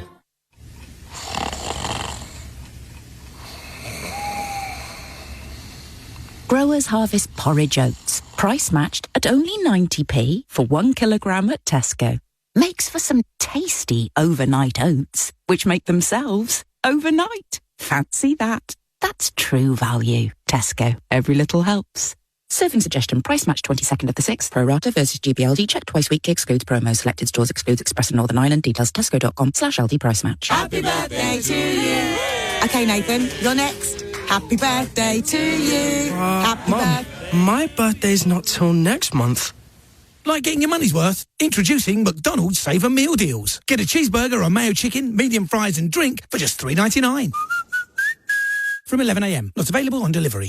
From cockapoos to collies, your dog is family. Superdog vitamins are packed with over 21 nutrients from Vitabiotics, the UK's #1 vitamin company. Superdog, available from Superdrug, Ocado and Vitabiotics.com. For #1 verification, visit Vitabiotics.com. Yes, I know you want one. Sell your car the motorway way, where dealers compete to give you their best price. Compete? Like a sing-off? Start bidding. £13,500. £14,000.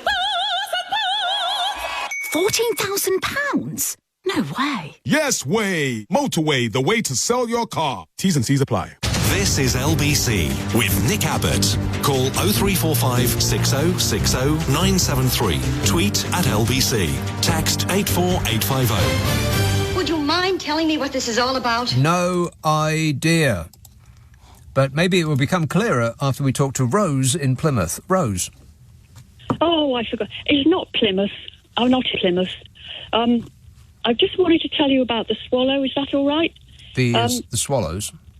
The swallow, yes. Yeah. Well, there's a swallow sitting on her eggs in a little church porch.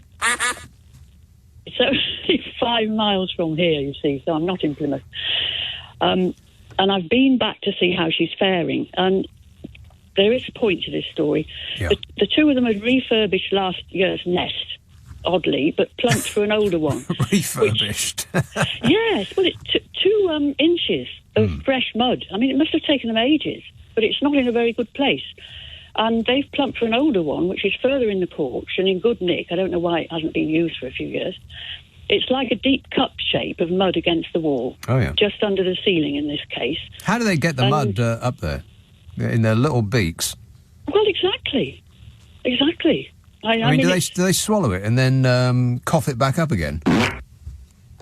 Oh, I shouldn't think so. No, I don't think so. I think they've got quite thick beaks, I think, even though they're short. You know, they're insect-type eating beaks. Ugh, can you imagine that? Waking up every day thinking, oh, what shall I eat today? Oh, yeah, that's right. More insects, yes, exactly. But anyway, you can't really see her little head, but the tail's jutting out over the edge, so it's very picturesque, really. And it's just like, oh, everything's all right now because I thought they weren't coming. And I guess it's the urge to life, you see. Nothing would induce that bird to leave those eggs. I'm standing 3 foot away with binoculars. She's not taking any notice. Wait a minute, hang on now. 3 feet away and you've got binoculars? Well, it's because it's dim light up there and I'm thinking, I want to see every detail if I can, you see. So I adjust them, obviously. And then you've got intermittent troops of visitors. You go for ages without anyone coming, but then some will go and they won't know she's there.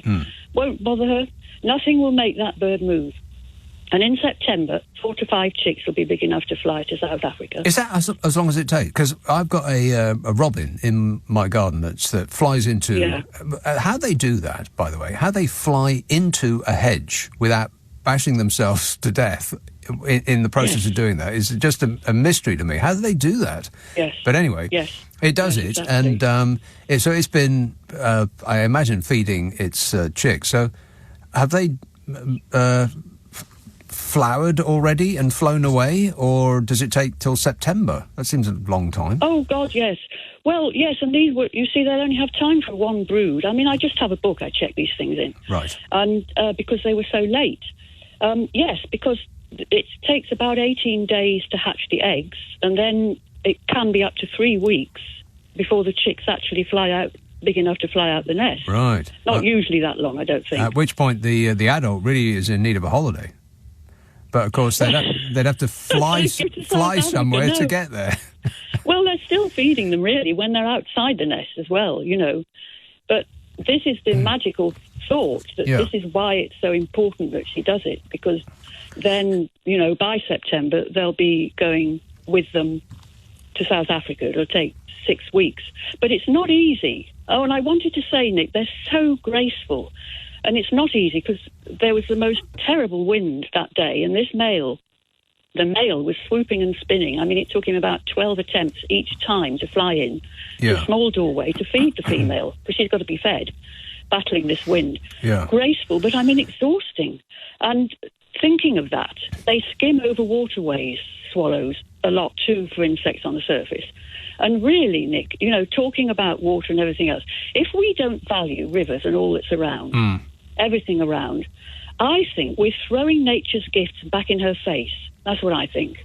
Well, it seems extraordinary that we have in this country allowed companies from abroad who only have making money as much money as they can in the shortest possible time to take over our most precious resource, specifically because the only reason that most towns in this country exist where they do is because of the water that is running either through them or by them.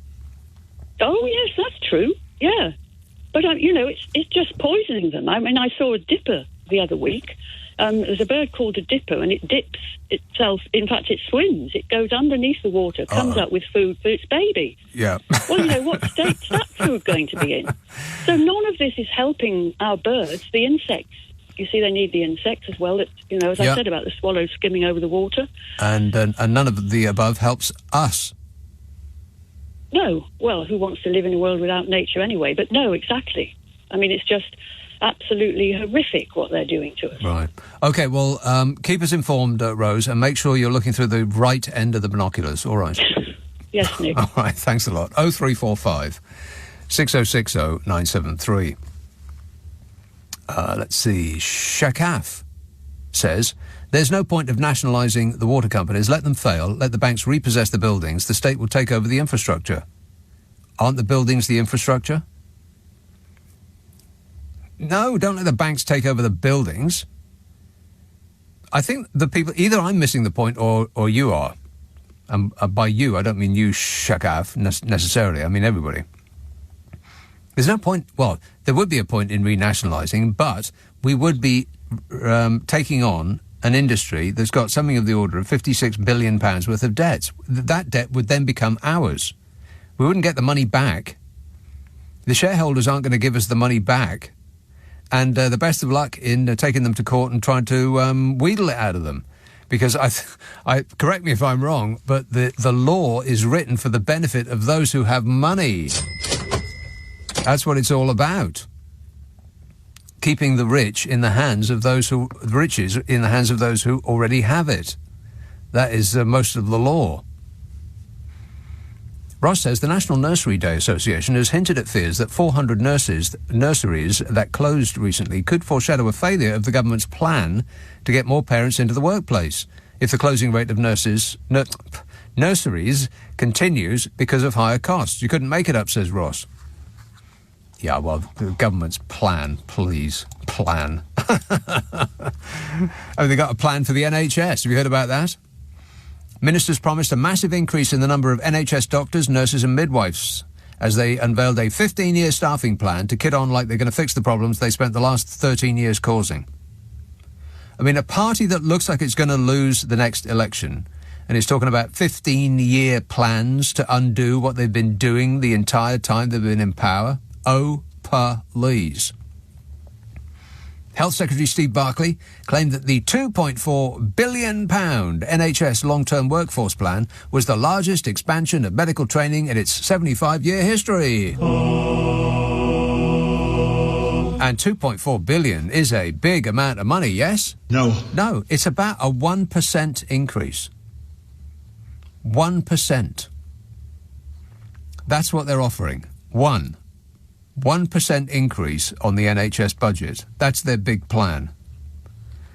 I mean, he can't even keep the workforce that we have now from upping sticks and going to Australia and Canada. How does he hope to bring in more people while picking fights with the ones that we already have and telling them that they aren't worth a pay rise and must accept getting progressively poorer?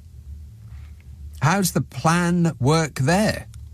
I mean, their little scheme would see 60,000 more doctors and 170,000 nurses trained and working by 2036 and 2037. Anybody believe that? I mean, there are 112,000 vacancies across the NHS in England alone now. The scheme, so they say, also plans to create an additional 71,000 roles for allied health professionals, such as physiotherapists, midwives and pharmacists, all while keeping down the pay of those people so that they can look forward to getting their evening meal from a food bank. Where do I sign on for this great deal? I mean, I don't know why he just doesn't say he's going to build 40 new hospitals. That would be about as believable, eh, Bodge? Yeah. Where do we... Yeah, meanwhile, in the real world, consultants have voted to go on strike. Junior doctors are holding strikes from July the 13th to the 18th in the longest walkout in the history of the NHS. Nurses are in dispute. But, you know, apart from that, how's morale? Dreadful. Steve Barclay, the actual health secretary, if you can believe that, said what it will do, this plan, is train more staff, more doctors, more nurses, more midwives, but also give more opportunities to the staff within the NHS in terms of apprenticeships, developing more skills, their continued professional development, which is nice.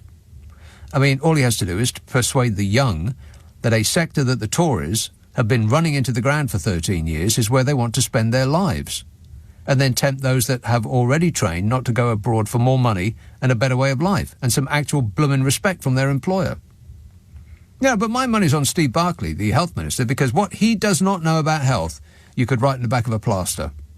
I mean, before he became an MP, he studied law and worked for a bank. So there's that. Oh, fabulous. Meanwhile, the Labour Party said that the Tories have stolen their plan. Plan. They had a top-secret plan to make the NHS better. And the Tories thought, I know, let's put out a plan to make the NHS better. It's genius. How could they ever have come up with that without stealing Labour's plan? And anyway, it's not really believable that a party that's been in power for 13 years and has overseen a systematic running down of the health system has only now thought, hey, we really care about the NHS. I mean, could the latest polling that suggests that the Tories are about as popular as the Ebola virus have any influence on this violent change of tack? Yes. Polling very bad, by the way. Very, very bad. Bad news. If you're a Conservative MP, the polls, they continue to be bad news. We may have to wave a cheery ta-ta to many Conservative MPs. Bye-bye. How will we manage it? So I'll come to that in a minute. 0345 6060 973. Text 84850. Email nicka@lbc.co.uk. If you're on Twitter, it's at LBC. Friday, Saturday, Sunday night at 10. Nick Abbott, LBC. LBC. Nick Abbott on LBC. Call 0345 6060 973. What we got here is a failure to communicate. 0345 6060 973. Let's communicate with Martin in Croydon. Martin. Hi, Nick. I was just wondering whether you knew the reason why Rwanda was chosen as the country to send.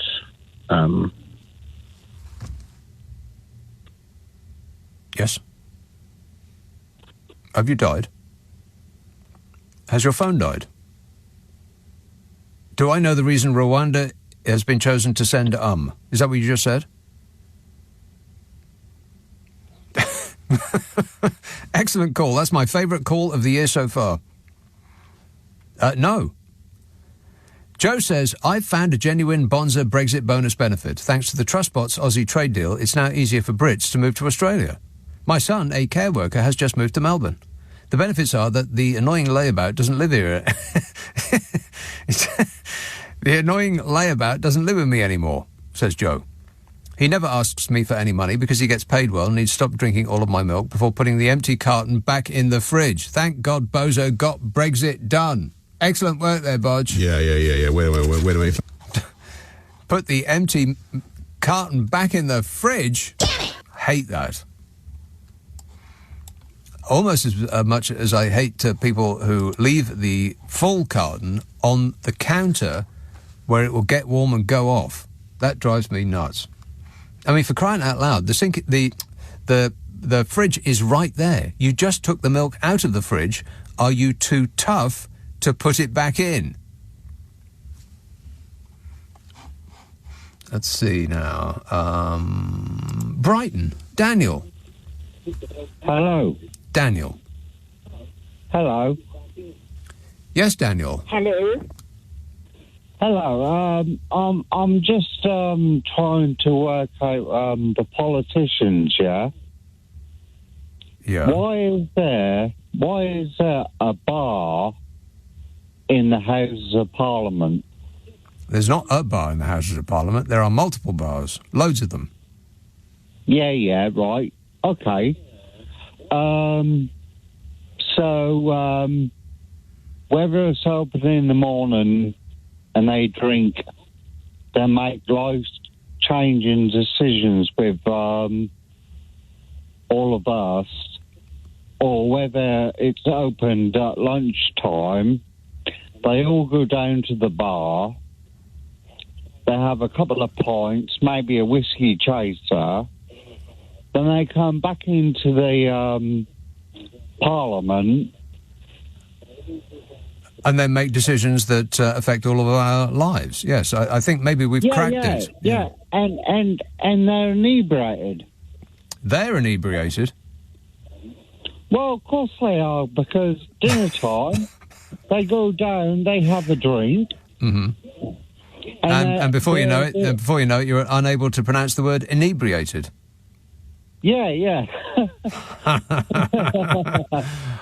Yeah, then they make life-changing decisions. Yeah.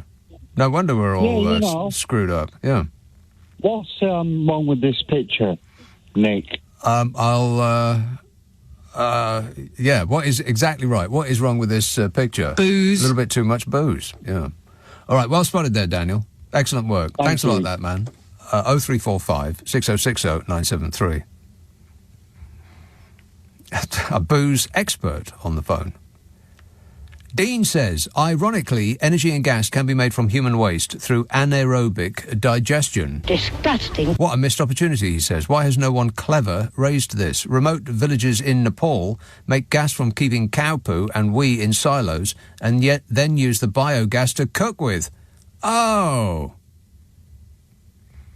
That's worse than Matt Damon's Poop Potatoes. That film. Remember that? Awful. I'd rather starve to death. Phil says, as a Bradford and Bingley shareholder, I lost over £5,000 when they went bust. Nobody bought me out. He says, if Thames goes bust, why can't the government just take over? The current owners had their chance, failed, so move on. Capitalism, he says, 3 exclamation marks. Yeah, but what about the part of the where it's just loaded with debt? If we take it over, we'll take over the debt too. It's just amazing. It's who could not have predicted this? Who thought about it for more than 10 seconds? And I think that chap from Canada was completely right. It wasn't the long game that the Tories were playing. They weren't really interested in allowing the donor class to reward themselves for failure over 15, 20, 30 years. That wasn't the game at all. The game was getting the donor class in the banking racket to make an enormous amount of money in the short term from selling those the water industry off, and the electricity and the gas and so on. Millions and millions and millions of pounds of free money for doing nothing. That was the game. And then what happened afterwards, well, who cares, right? Because we've made money now. What a way to run a country, eh? Dreadful. Polly says, I think Nigel has been victimised by the UK bank closing his account. Probably best he escapes this country in a rubber dinghy. Neil says, regarding Farage, he's been pushing lies about Brexit for years. Why is the establishment targeting him now? Is there a fraud inquiry going on, or is Farage joining Trump in being bigly bad treated?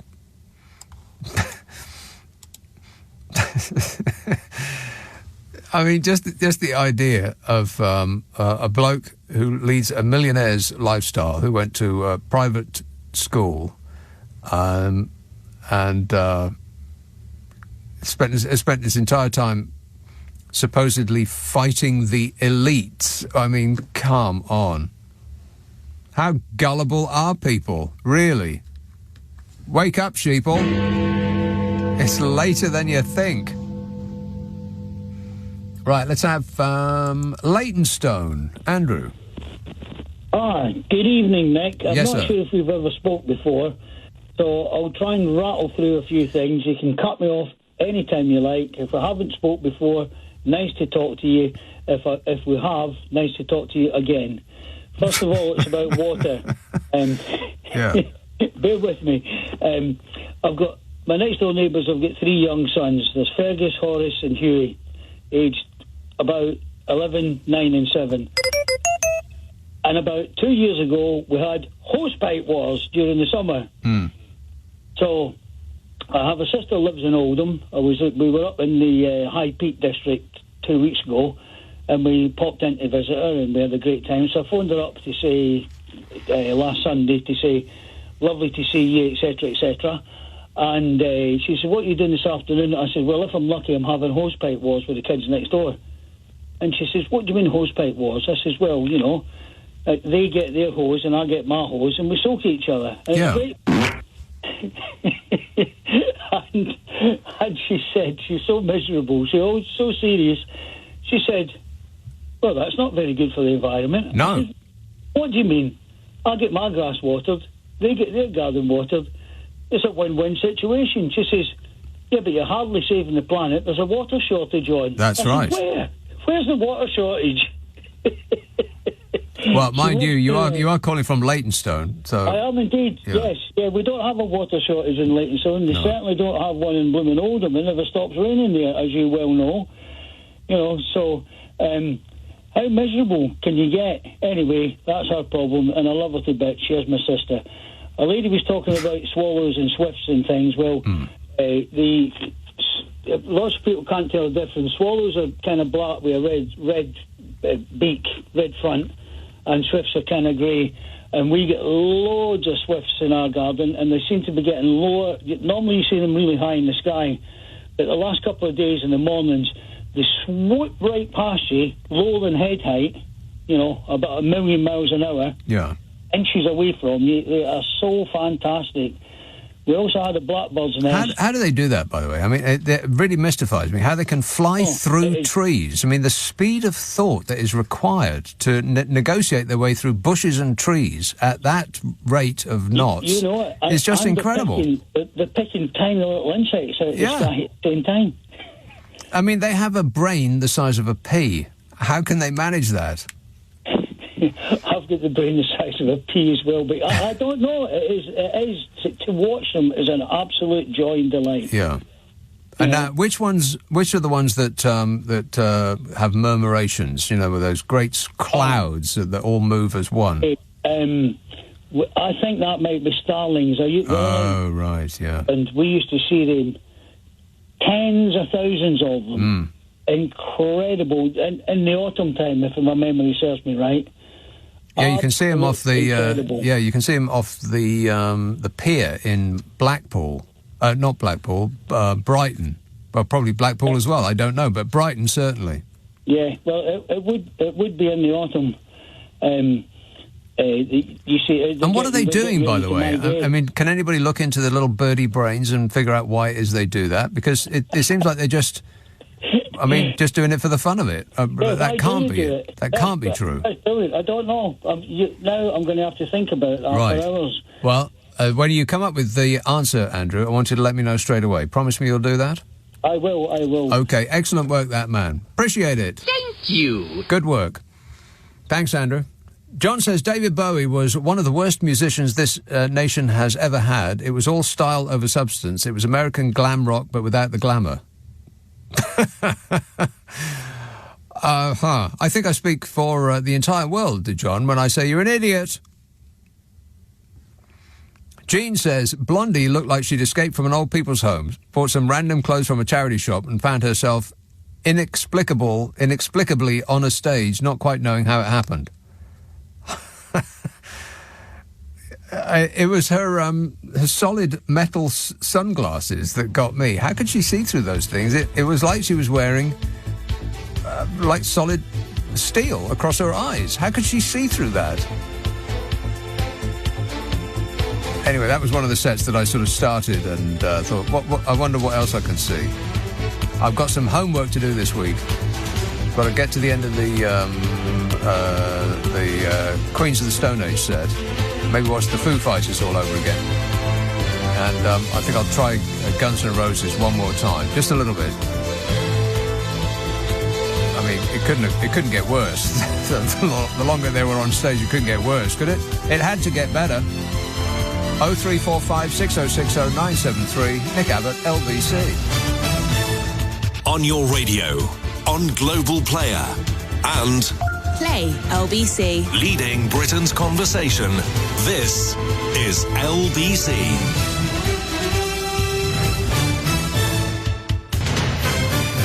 This is LBC from Global, leading Britain's conversation with Nick Abbott. Hi, Annie. How are you?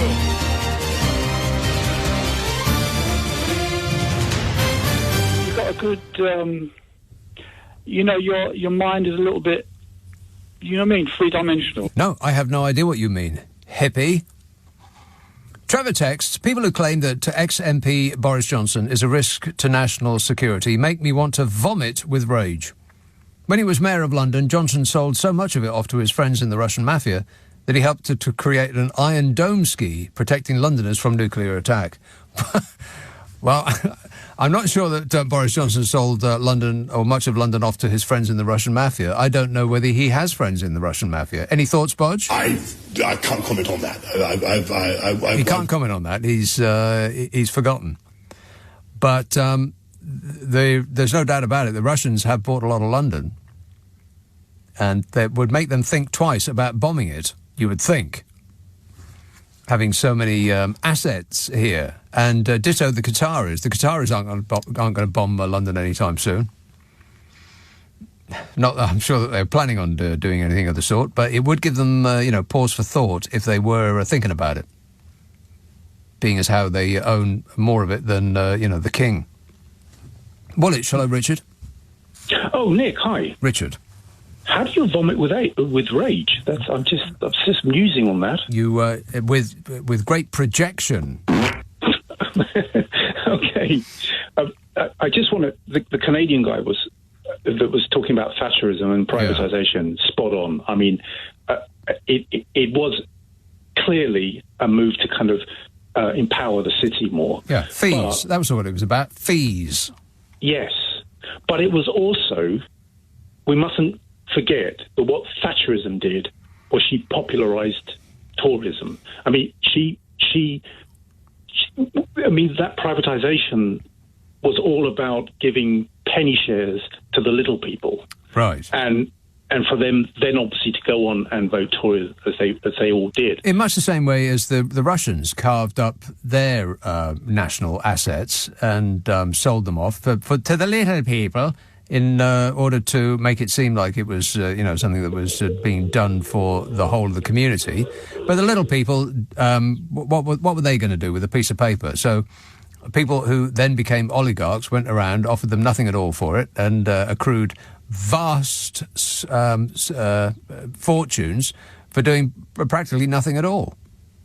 Absolutely. And I was around during just about remember the sell-off of all the private assets, and the amount of TV ads that were on, massive. Sid and all the rest of it, wasn't it? Yeah. And it was relentless. And I also know that a couple of people that actually, uncles who bought those shares, who then very, very quickly sold them on. Because they're worthless in small amounts. But if you can accrue vast amounts of small amounts, then you've got something. Exactly. And I think that people talk about the revolution of Thatcherism. I think it was a very, very cynical turn in Toryism. I really do. I think that she's, in my opinion, the worst Prime Minister that we've ever had. And we've had some pretty ripe examples of bad Prime Ministers just lately. Ain't that right? Absolutely. Yes, it is. Yeah. And just very quickly, I know you've got other guests on. I really appreciate the opportunity, but you were just talking about planning for the Tories' plan for the NHS. Yeah. My view is that they're planning for opposition. I generally think that what this is about is a cynical ploy. They're starting it. It's a 5-year plan. Mm-hmm. They're not going to enact it. Right. I think Labour is going to get in. Labour is the party of the NHS. They will start the reform. And in opposition, whoever is the leader, and that's something to debate on. But I think they just stand up and say, "Oh, yeah, but that was our idea, and we put that into play." Yeah. I just think it's a very cynical ploy for opposition. I think it'll look like this. They'll set fire to the house, call the fire brigade, and when the fire brigade get there, they'll say, well, look at the mess you're making with all this water. Yes, exactly. All right, thanks a lot, Richard. 0345 6060 973. Yeah, they are looking at their imminent demise. According to a survey of 1,631 British voters, Labour has seen its share rise by 1 point from last week to 46%.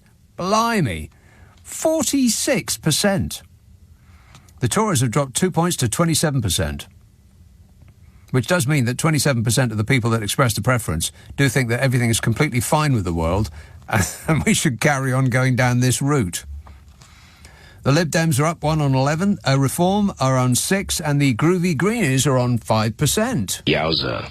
According to the electoral calculus, if this result happened in a general election, the Conservatives would be facing their worst ever defeat with just 112 seats, while Labour would have a majority of 270. And I think that is what is emboldening Keir Starmer, who seems to have set his face against proportional representation. Because a person in charge with a majority of 270 would be imagining that it'll always be like that. Well, no. No. No, it won't. I think you'll get one go around the Labour Party. They'll get 5 years of the Tories blaming Labour for the state of the nation that they have spent 13 years causing. And then they'll be out unless Keir Starmer brings in proportional representation, which is the only fair way to run a country. I mean, why should the Greens be on 5% and get zero, get nothing?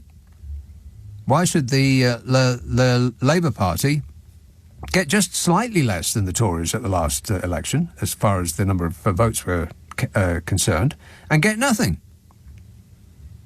I think isn't it 2/3 of the time since the Second World War, the Conservative Party have been leading this country based on a minority of the vote.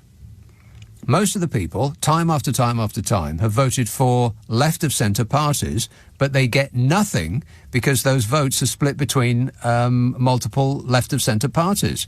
If you're going to go right-of-centre, and that is pretty much everybody over the age of 60, then you've only got one party, which is why the Tories keep winning again and again and again. The system is rigged. Now, Keir Starmer, if he wins next time round, he can unrig it. On day one, he could do that. But bizarrely, he seems to be against that idea, because I imagine that he likes the idea of total control, don't they all? I'm very, very disappointed with everything at the moment. But you know me, I never complain. Stop whining. The polling that's just been done puts the Tories behind in every age group except for 64 plus. 64 and up are going to vote Conservative no matter what the Tories do to them. Old people. Oh, fabulous. I mean, how can old people possibly be satisfied with a regime that's cut social care, defunded the police, allowed sewage to flow onto the beaches in the seaside towns they live in, and decimated the NHS? I mean, exactly what is it about all of that appeals to the over 64s? I've got no idea. It's the cruelty to others, isn't it? The country's priority is to stop the boats, and at the same time I think people know that I'm relentlessly focusing on stopping the boats. Yeah, that's it, isn't it? It's cruelty to others. Among 45 to 54-year-olds, the age group most likely to have a mortgage, Labour now lead the Tories by 46% to 24%. Blimey. Labour even leads in the wealthiest economic categories by 38 to 35%. In addition, the Tories have now lost 1/3 of their 2019 vote. And yet, the over 64s will vote Conservative no matter what the Tories do to them. It's just, it blows my mind. I really don't get it.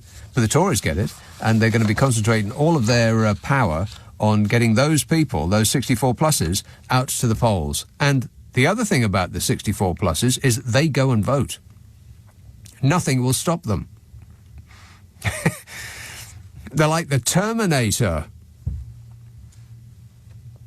William says it's usually the super rich who have no idea what their regular monthly bills are. You've finally made it then. No, I'm just economically incompetent. That's all.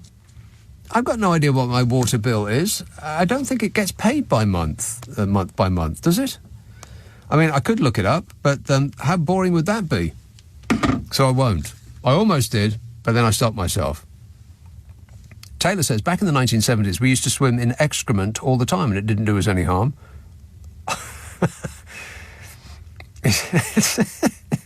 He says, I've never had polio, tuberculosis or leprosy, so I reckon all of that brown water swimming boosted my immune system.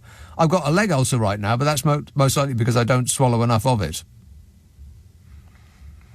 Archie says, do you remember the saying, socialism for the rich, capitalism for the poor? I wrote it down, says Archie. Yeah, that is correct. Socialism is very, very bad when it's helping out those who have little. Socialism is just a competent way to run the economics of the country when it's helping out the very, very rich. That is Conservative Party policy. Gary says, I was listening to the test match special on the radio today. Sunak was interviewed on air as a special guest. It's not just Mog at the cricket. Rishi was at the Lords today. I guess being a Hindu, little Rishi couldn't match Mog with the church card. Darryl says, the outgoing head of Thames Water has sent us a message. It reads, greetings from Acapulco. Yeah, thanks for all the money. 0345 6060 973. So there's going to be a clear out of Tory MPs. They're not even going to wait until the election before saying goodbye. So I'll get to that in a minute, and much else besides. Also, interesting news about dentistry. Did you hear Rishi Sunak talking about that? Good grief. What are these people like? It's Friday, Saturday, Sunday night at 10. Nick Abbot, LBC. This is LBC. This is LBC with Nick Abbott. Call 0345 6060 973. Tweet at LBC. Text 84850. I am not one of your fans! See, that's the kind of emotion that I would want to hear from a headliner at Glastonbury. Not just doing a perfunctory set like it's just another gig to them. Just saying. Jess texts, I think you and the Canadian bloke are wrong. The game was to bribe the electorate with their own money and assets to vote for the Tories and ignore the destruction of the post-war consensus, the ripping up of the social contract and the reshaping of the economy to transfer massive amounts of money from the state to the private sector. There seem to be a lot of different and competing thoughts in that text. I'm not sure it made much sense. I could read it again, but then... but I don't want to. I don't want to. Let's see now. Be totally fair about this. Westminster, Hassan. Hi, Nick. Yes, sir. Nick, I heard you talk about the need for proportional representation, and I fully agree with you. But unfortunately, I think Starmer is seeing the prime ministership and a massive majority. And that's why I don't think he will support that. Yeah, which is a big disappointment. Yeah, he imagines that it will always be like that, but it won't. It won't. And I think the only way to push it through is for a lot of people who genuinely feel let down by Starmer's move to the right. They should either vote Green or they should possibly, if there's a new sort of left-wing party, then they should vote for that so that at least there is some sort of a balance and you don't have extreme majorities. Well, that's a dangerous game, though, Hassan. For people who don't want another Conservative administration, then the arithmetic becomes very, very important because you don't want so many people voting for, say, the Lib Dems and the Greens that it would allow the Conservative Party to win again. No, absolutely. But I think in this case, Rishi, the trajectory that he's going in is so terrible that I think the risk of letting the Tories in through the back door is a lot less than what it normally would be. Right. So I think what you're saying is we need to give Keir Starmer a lesson. In reality, we need to wake him up and vote for other parties than the Labour Party so that he doesn't have such a stonking majority.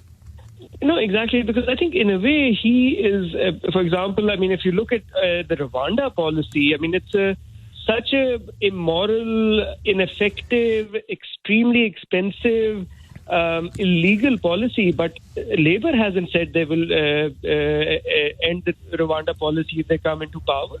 So I think it's ineffective and it's expensive if you take on face value the actual plan. But I don't think the plan is to send people to Rwanda. I think the plan is to keep voters angry that they're not being allowed to send people to Africa.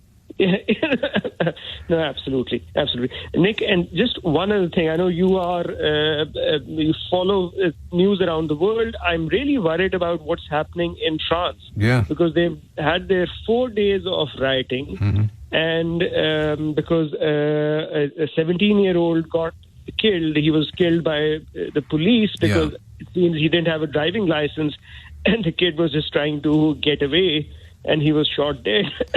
Well, yeah, I saw I don't like seeing videos of people dying, and the Mail Online does have this habit of automatically playing the video, whether you've clicked on the story or not.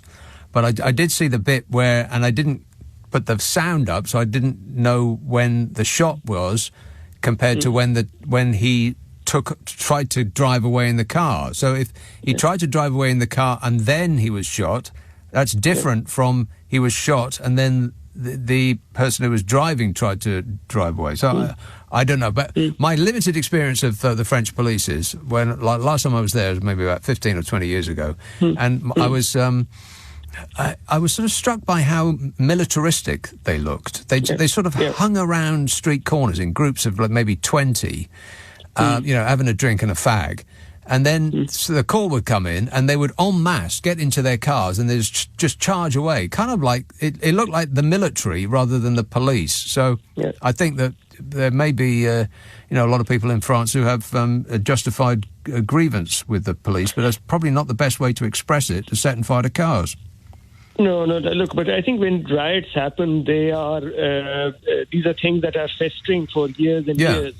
And there is, unfortunately, an underclass of primarily Algerian, Moroccan Muslims who look different, are ethnically different, and I think there is a lot of discrimination. And like in the US, you have a huge amount of overrepresentation of minorities in prisons. I mean, so you have 7% of the population who will be of Muslim origin, but if you look at people who are breaking fasts in religion, 30% would be.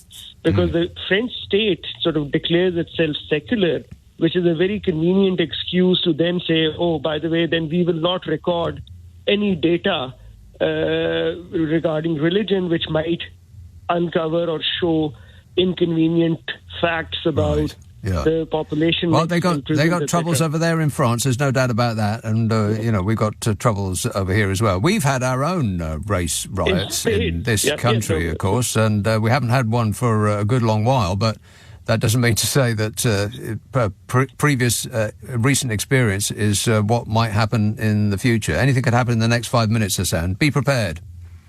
All right, thanks a lot, mate. 0345 6060 973.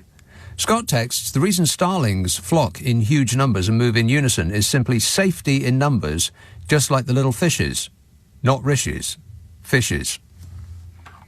Yeah, but what are they, I don't get it. I mean, if they just didn't fly, because they just go, in the evening, they go around and around and around, these vast flocks of them, murmurations they're called.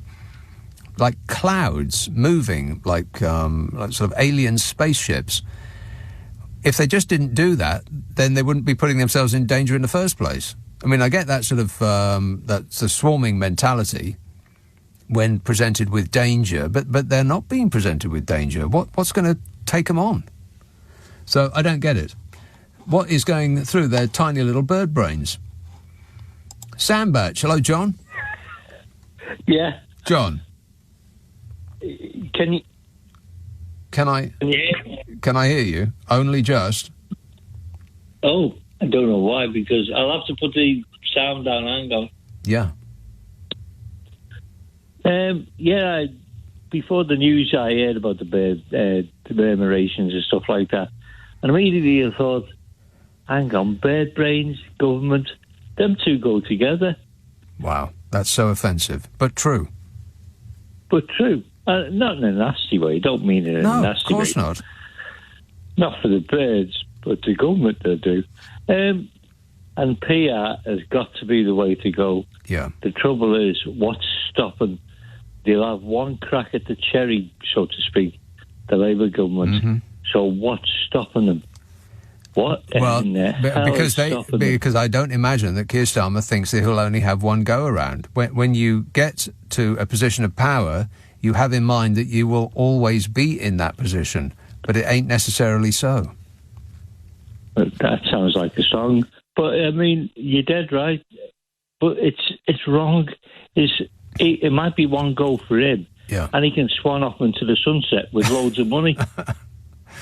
Yes, but I mean, but what about the rest of us? Everybody else, everybody. Yeah, we're left with carrying the can. Right. Think of us poor dopes who pay taxes, Keir. The little people. Not leprechauns. Yeah, then we're all left with in the same boat again. Yeah, in the same boat on the same stinking, fetid lake. Yeah. All right, thanks a lot, John. 0345 6060 973. Sally says, you're missing the point of Malcolm's wizard wheeze. Who's Malcolm? Who's Malcolm? Malcolm in Bodmin. Malcolm in Bodmin. Cool, thanks, Adam. Right, what did he say? He was talking about manure being spread into fields. Oh, right. Manure spread in fields. Yes. Sally says, you're missing the point of Malcolm's wizard wheeze. When a company goes bust, the liquidators sell off the assets and divide the profits between the creditors. If the government buys the assets at the same cost that Thatcher sold them, i.e. nothing, then we get our water back. The lenders get stuffed, and of course the shareholders skip off into the sunset holding hands, but you can't have everything, says Sally. Can't have everything? We can't have anything. Jess says, I think... no, read that one. Pretty sure I've read that one. Let's see. Perry says, if the expensive best quality stock of the Westminster wine cellars was sold off, the revenue raised may cover Thames Water takeover. Well, I'm not sure that's true, but it doesn't prevent it from being a fact. Let's have Bromley. Simon. Hi. The whole system needs an overhaul. We can criticise all night long, but unless we come up with a better suggestion, it's false. So politics got sold out, privatisation, globalisation with Thatcher, and politicians became mercenaries. They got their directorships when they come out of office for favours. So how about, if you're a serving minister, you can't work or get paid for a company you work with in government for 10 years. You have to be there to serve the people. Yes. Yes. You don't sound convinced by that. I mean, they come in, a politician nowadays has no integrity, and all they're looking for is their kickbacks after office. Right. I think that's proven, and I think we know it very well by now. Yeah. There are exceptions to that rule, but I think that overall... And they get laughed out of office. I think the last one to resign with integrity was Alistair Darling.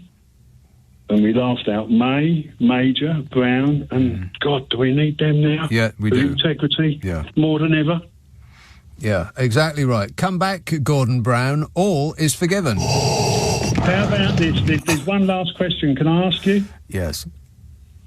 Allow the public to give a referendum on where funds are allocated pre-election, and politicians, we know they always lie and never do what they say they're going to do. If they don't, there's a new referendum 6 months later and they can be voted out. They have to live up to their promises. Right. 6 months. I'm not sure about that whole referendum idea. The idea is not bad. Timeline, you're not agreeing with. What do you think? A year? 2? 5? No, because that's the problem. They're short-termists and they know they're in for 5, so at the end they rake what they can, which is happening now. That's why the water service has been sold off. The entire idea of democracy is failing. Essentially, what we need is a benign dictator. I'll do it. Problem solved. Thanks, Simon. 0345 6060 973. Text 84850. Just don't give me like a lot of information. Can you present it to me in cartoon form? Half a page tops. Text 84850. Tweet at LBC. It's Nick Abbot, Friday, Saturday, Sunday night at 10 on LBC. The time is, blimey, it's 12:30 already. Don't time fly when you're out your mind.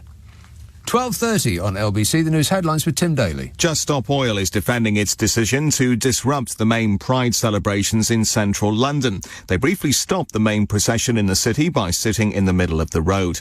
Police in the French city of Marseille have fired tear gas at protesters during another night of violence following the funeral of a 17-year-old who was killed during a traffic stop in Paris. Earlier, it was announced President Macron was cancelling a 3-day state visit to Germany. And a child died following a house fire in Swansea. South Wales police say the emergency services were sent to a property in the West Cross area of the city. LBC weather remaining dry with clear periods for many overnight. Showers will continue across northern areas with strong winds and heavy rain in the far north of Scotland and an overnight low of 10 degrees. This is LBC. Nick Abbott on LBC. Call 0345 6060 973. I'm taking you off the air. I think you're having a breakdown. Is that what this is? 0345 6060 973. Ollie says, Boris Johnson was the best Prime Minister this country never had. He could have been great, but his opportunity was stolen from him by David Cameron's failure to prepare for a pandemic, by Remainers who refused to accept Brexit, and weakened his negotiating power, and by Vladimir Putin, who invaded Ukraine. All of these things stopped him from fulfilling his potential and manifesting his vision. Let's call him back and give him another go, and this time he'll have the space to build a country in his image, the image of greatness, says Ollie. Good one, Ollie. Funny. Ollie's funny, no? No. Dan texts, I don't like to be controversial, but Yamaha's premium guitars are better than Martins and Taylor's. There, I've said it. Don't come at me, man, says Dan. I'm only speaking as I find. And Lidl's white label American whiskey is like hot honey and cinnamon. It's liquid Christmas cake on the tongue. Can I have some more, says Dan. Dan, I think you've had enough. Booze. Let's have Southampton. Hello, Jake. Hi there. Hello there. Hi there, how are you? What? I just asked how you were. I'm great, mate. How are you? I'm okay. Ringing up. I was just ringing up about actually listening to people on about the NHS earlier on. Yes. Were they? I work as a social worker both in and out of the NHS and local authorities in mental health. Yeah. And then just a few questions that don't seem to people that never seem to pick up on. One is the amount of time it takes you to get a GP appointment or a hospital appointment. Yeah. You'll be either cured or dead by the time you get to see your GP. That's it. Well, who was the bright spark that thought of bringing in all these changes and all these extra bits of paperwork in? Was it Jeff? Fred? We were having a pandemic. Bill? Can't remember. Well, I think it probably started with Mr. Cameron to start with, when he stood up and said how people that worked in social care and local authorities, the NHS, earned too much money. And he stood up in Parliament and said so. And I can tell you I've had 3 1% increases since 2008. Right. Well, yeah, thanks a lot, David Cameron. I think this is nonsense. We know where to find you if we ever need you. We don't need you right now, but we know where to find David Cameron if necessary. He'll be in the shed where they keep the tools. Yeah, well, hopefully. Anyway, also that, social care now, social workers are most likely to vote to strike for the first time ever in the history of social work. And where are these people that are sitting in hospitals waiting to go into care going to go, along with our doctors that are on strike and our nurses that are on strike? Well, don't worry about a thing, because the Prime Minister has announced a whole 1% increase in the spend on the NHS in order to solve all of the staffing problems. Oh, yeah. Well, I worked out once, he was children's mental health care, that for each local children's unit in the country, they ended up with about £1,000 extra after he dropped his hint. Well, I hope they didn't spend it all in the same place. Well, no, they probably did. It was probably in the bath from the sound of it, and I have to comment. But there we go. But it's in a diabolical state. It's people are demoralised, people are leaving in their droves, they're getting out, they're burning out. It sounds like the very kind of thing that people would want to join up on as part of this new government long-term plan. Yeah, they want people to join the NHS to start studying to be a medical professional while picking fights with the medical professionals that we already have. It doesn't make any sense to me, but that I'm not a trained expert. Well, of course, you do pay charges to train, of course. Now, your university degree costs you money. Yeah. The university degrees, whether it's a doctor, a social worker or a nurse. That's the bit of encouragement that they put in place to start with. It's been a privilege, then pay you low wages for a lot of responsibility. Yeah, I mean, who wouldn't want that? Exactly right. I live off it. I love it. Yeah. All right. Okay. Thanks a lot, Jake. Cheer up, mate. It might never Oh, no, that's right. It already has. Kate says, have you noticed that most of the billionaires are investing in space projects now? This makes me think that they're all planning to leave the planet one day. That's right. Yeah. Therefore, they don't care about nature and the state of the planet. All they want is money with no care or concern for us. They'll probably leave us all behind with the mess that they've created while they'll disappear into space. Yeah, I remember when billionaires used to open libraries and put wings on art galleries. Do you remember? They used to call it philanthropy, which is a very, very long word to denote a large amount of money. They used to spend their entire life avoiding tax just so they could pile up a massive amount of money from which they'd take a small chunk and give it back to the people that they've been stiffing on their tax and call it philanthropy. Oh, I'm being philanthropic by putting a new wing on an art gallery or opening a library or, a children's daycare centre or whatever it might be, just as long as my name goes on the outside. That's in the good old days of billionaires. Now, of course, all they're interested in is compete with each other to see how much of a how big a penis-shaped rocket they can produce. Disgusting. I mean, really, what are they like? That's what they spend their entire life doing now. That's their big hobby, the world's most expensive sport. Disappointed. Lou texts, I'm 73 and my husband is 81. Neither of us would ever vote for the Conservatives, believe me. Same applies to all of our friends, so I hope Rishi isn't relying on us, says Lou. Hey, did you hear there's going to be a clear-out of Tory MPs? Oh, no. Senior ministers are expecting a total clear-out of Tory MPs ahead of the next election, as party sources cited the experience of Boris Johnson's premiership. Yeah. Wait a minute. The increasing stresses of the job and a disaffected public. Did any of them say that the certain expectation of them losing had any sway in their decision to quit? No. Just curious. Says more than 40 Conservative MPs have already announced they will step down at the next election. Isn't that sad? I do hope it's not one of the ones that you have taken to your heart.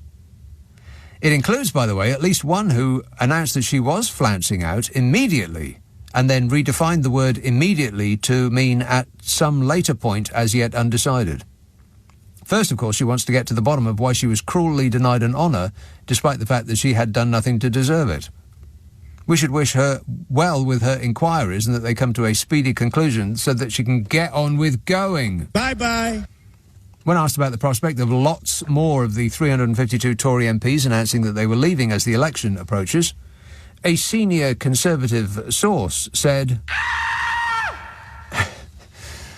insiders said the political chaos of recent years meant that many had stayed in Parliament much longer than they had intended, and much more than we poor dopes who pay taxes deserved. Thank you, Conservative ministers. You have delighted us enough. A senior party official said, there are loads more to come. There will be a total clear-out. Well, we could have a sale. Buy one Tory MP, get one free. But you must pay in rubles. Among those who have already announced their departure are former Cabinet Ministers Sajid Super Sajman Jav and Dominic Raab. My name's Dominic Raab, and I'm a Tory. I don't support the Human Rights Act, and I don't believe in economic and social rights. My name's Dominic Raab, and I'm a Tory. Yeah, I believed you the first time. Also, Matt Hancock is going to go too. You remember Matt Hancock, don't you? No! Yeah, that's him. Yeah, what about Smug, I wonder? Clinging on like a limpet, I bet. Still keen to reward us with the breadth of his knowledge. You're better informed than I am. I don't know anything. Doesn't know anything.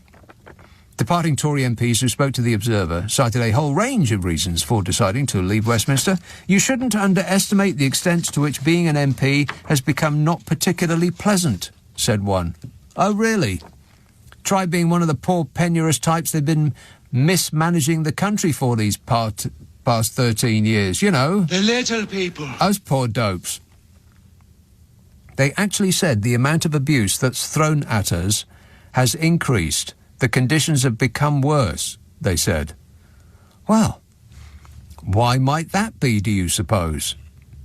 Let's imagine a parallel universe where the ruling party torture people steal their money, hobble their children, load them with debt, strip the country for parts, and gift their friends all of what's left of the riches of the nation.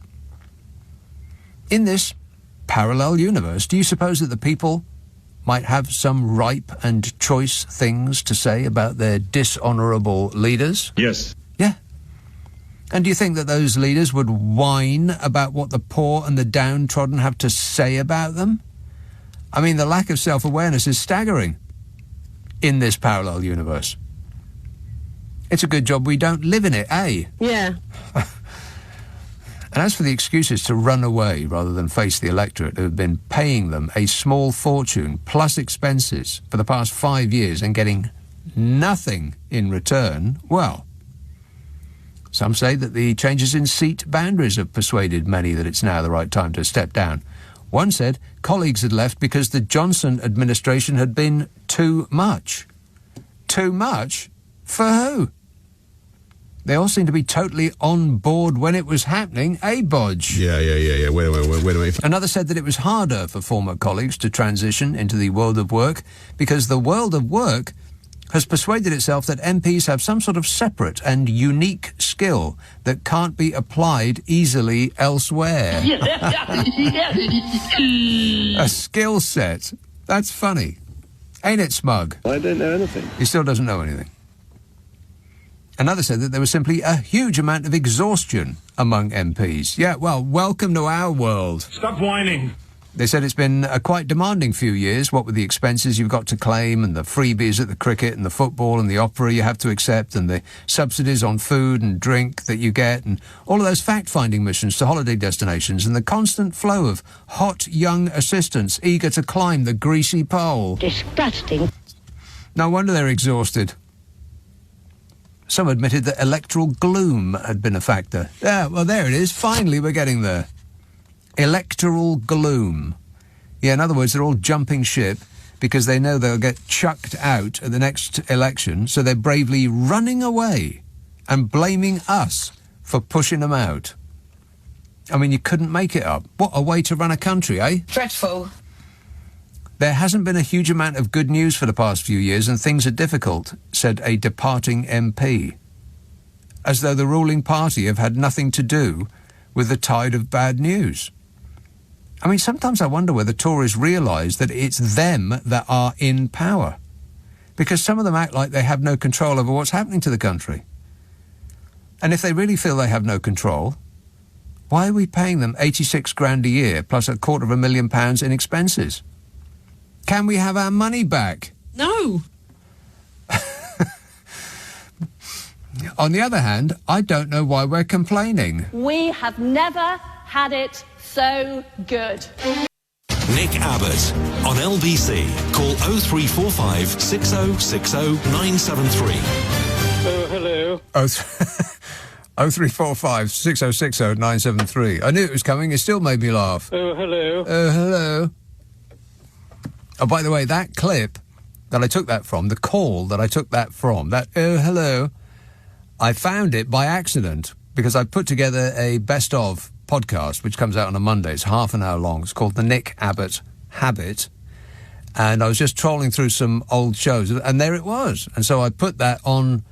Now, let me see. It wasn't the last one. It wasn't the one before. It was probably the one before that. But it's worth it. It was funny. He was very upset with me. I don't know what I'd done to upset... Well, I do know what I'd done to upset him. I think I'd displeased him by being disrespectful to a certain ex-Prime Minister. Yeah. Wait a minute. Anyway, the podcast is called The Nick Abbott Habit. Ask for it by name on an internet near you. Let's have a call in Croydon. Why isn't that working? Probably my fault. One moment, please. Oh, you can hear me clicking it. I'm clicking it. I'm not gripping it. I'm gripping it. He's gripping it. I'm clicking it. Doesn't work. So let's try Claire in York. Hello, Claire.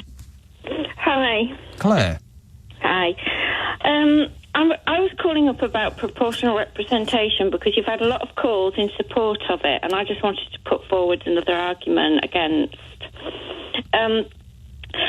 I really worry about PR because it's not a holy grail. It would give seats to the likes of Reform and Reclaim and UKIP types, and these could make up coalitions in the future, giving them disproportionate power over the country.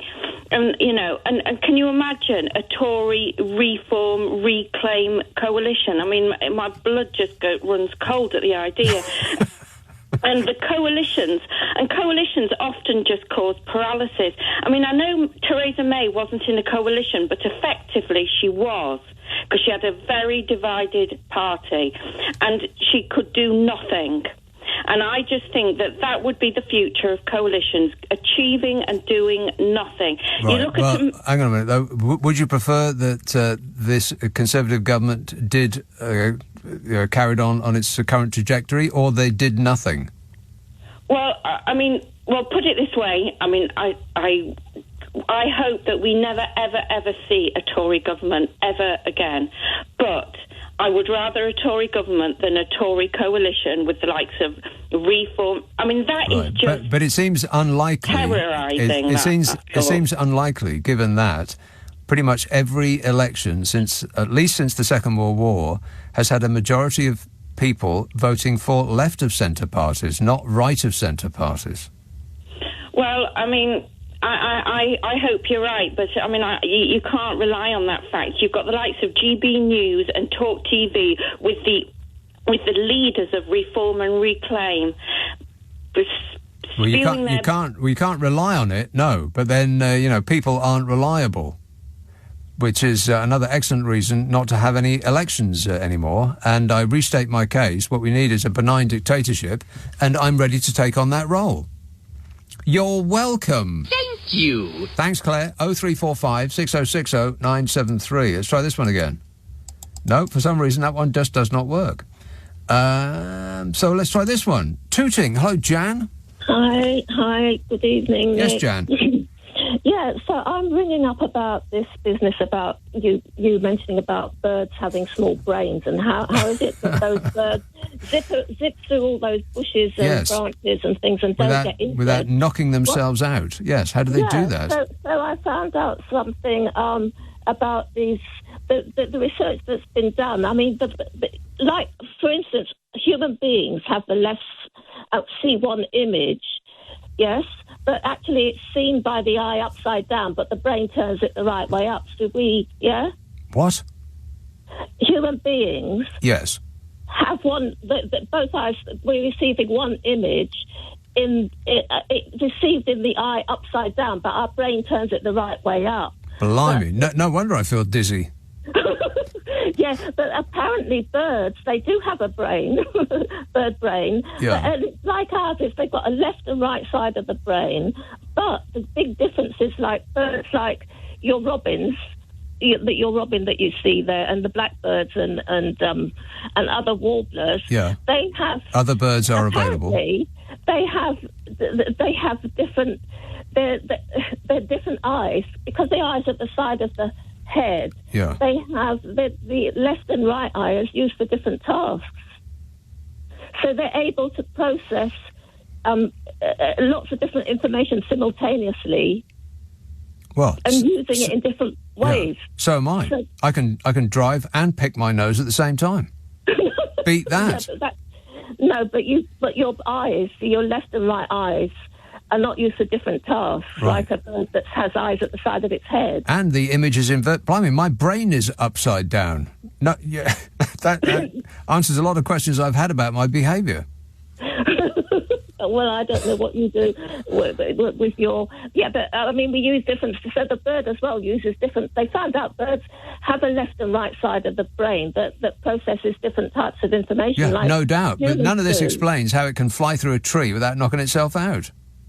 Yeah, that's it. That's what they're studying. They're saying how birds have. They're trying to learn about brain. The brain, they call it lateralization, side-sidedness in the brain function of birds. Yeah. It's helping us understand how humans process so much information simultaneously. Right. Well, it sounds like birds have got us beat in every regard. Maybe we should let a bird run the country for a while. I mean, it couldn't get any worse. Thanks a lot, Jan. 0345 6060 973. Mini text, I often listen to you, but you keep upsetting me by saying old people are all Tory. I always vote, and I've never voted Tory in my life, and I voted to stay for Brexit. So we're not all the same, and I voted tactically in North Shropshire by-election so that the Tory seat that had been safe for over 20 years was won by the Lib Dems, says Minnie. He's very, very angry with me. Minnie, I'm just saying that people over 65 all vote Tory, that's all. Not all, of course not, but the vast majority. If you are over 65, and if you had to put a bet on that of all of the clothes that you were standing up at that moment, to bet one way or the other, does a 65-year-old or a 65-plus-year-old vote Conservative or not, you would have to put your clothes or your money or your house or whatever on them voting Conservative, because that is the vast majority of 65-plus do that. And the age range, the demographic of those who vote the most also happens to be 65 plus. It's a winning combination for the Conservative Party up to this point. Let's have Woodford. Hello, Martin. Oh, good evening. Or is it morning already? Yes. I want to do the hello bit for you. I'm the guy that knows about Swifts. Evolution. Evolution? Yep. No feet. What? They don't have feet anymore. Through evolution, they've learned to nest in cliffs over millions of years. Swifts don't have feet? No, they crawl along. Yeah, believe it or not, you can look it up. All right, not. Swifts don't have feet? No. Mind you, a lot of pigeons don't have feet. What's that about? Well, not if they get chopped off. Well, why do so many pigeons not have feet? They're bouncing around on hobbling. Actually, is more accurate. They I don't know why. Why is there so many incidences that you see of pigeons who are feetless? And have you ever seen a young pigeon? Oh, that's the ugliest thing that I've ever seen in my life. A baby pigeon. Oh, absolutely horrible. They're horrific. It's like an alien monster. They're just awful looking, aren't they? I want to say, Nick, that I've listened to you forever. Yes. And the trouble is, I agree with you so much that really I've got nothing to phone up about. Well, you're a very agreeable person, Martin, and I appreciate it. Thank you. But Swifts do have feet. That was misinformation. Liar! They have very strong feet and intriguing toes that are designed to grip onto sheer walls and cliffs. I'm gripping it. He's gripping it too. You imagine what his feet look like.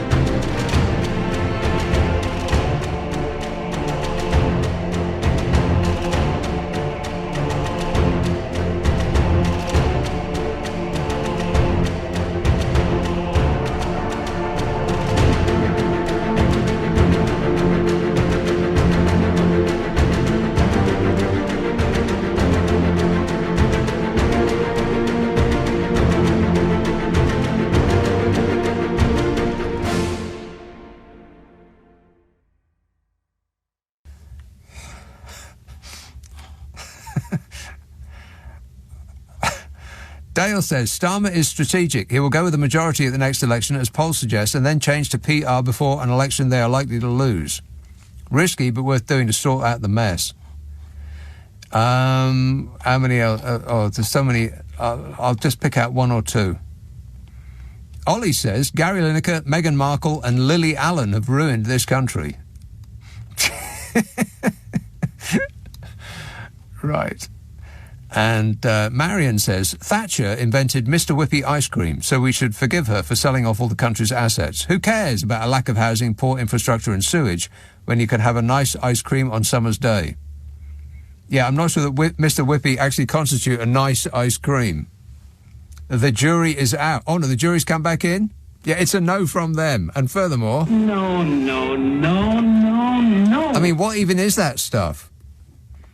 It's not ice cream if you can squirt it out of a nozzle. I think that's a fact.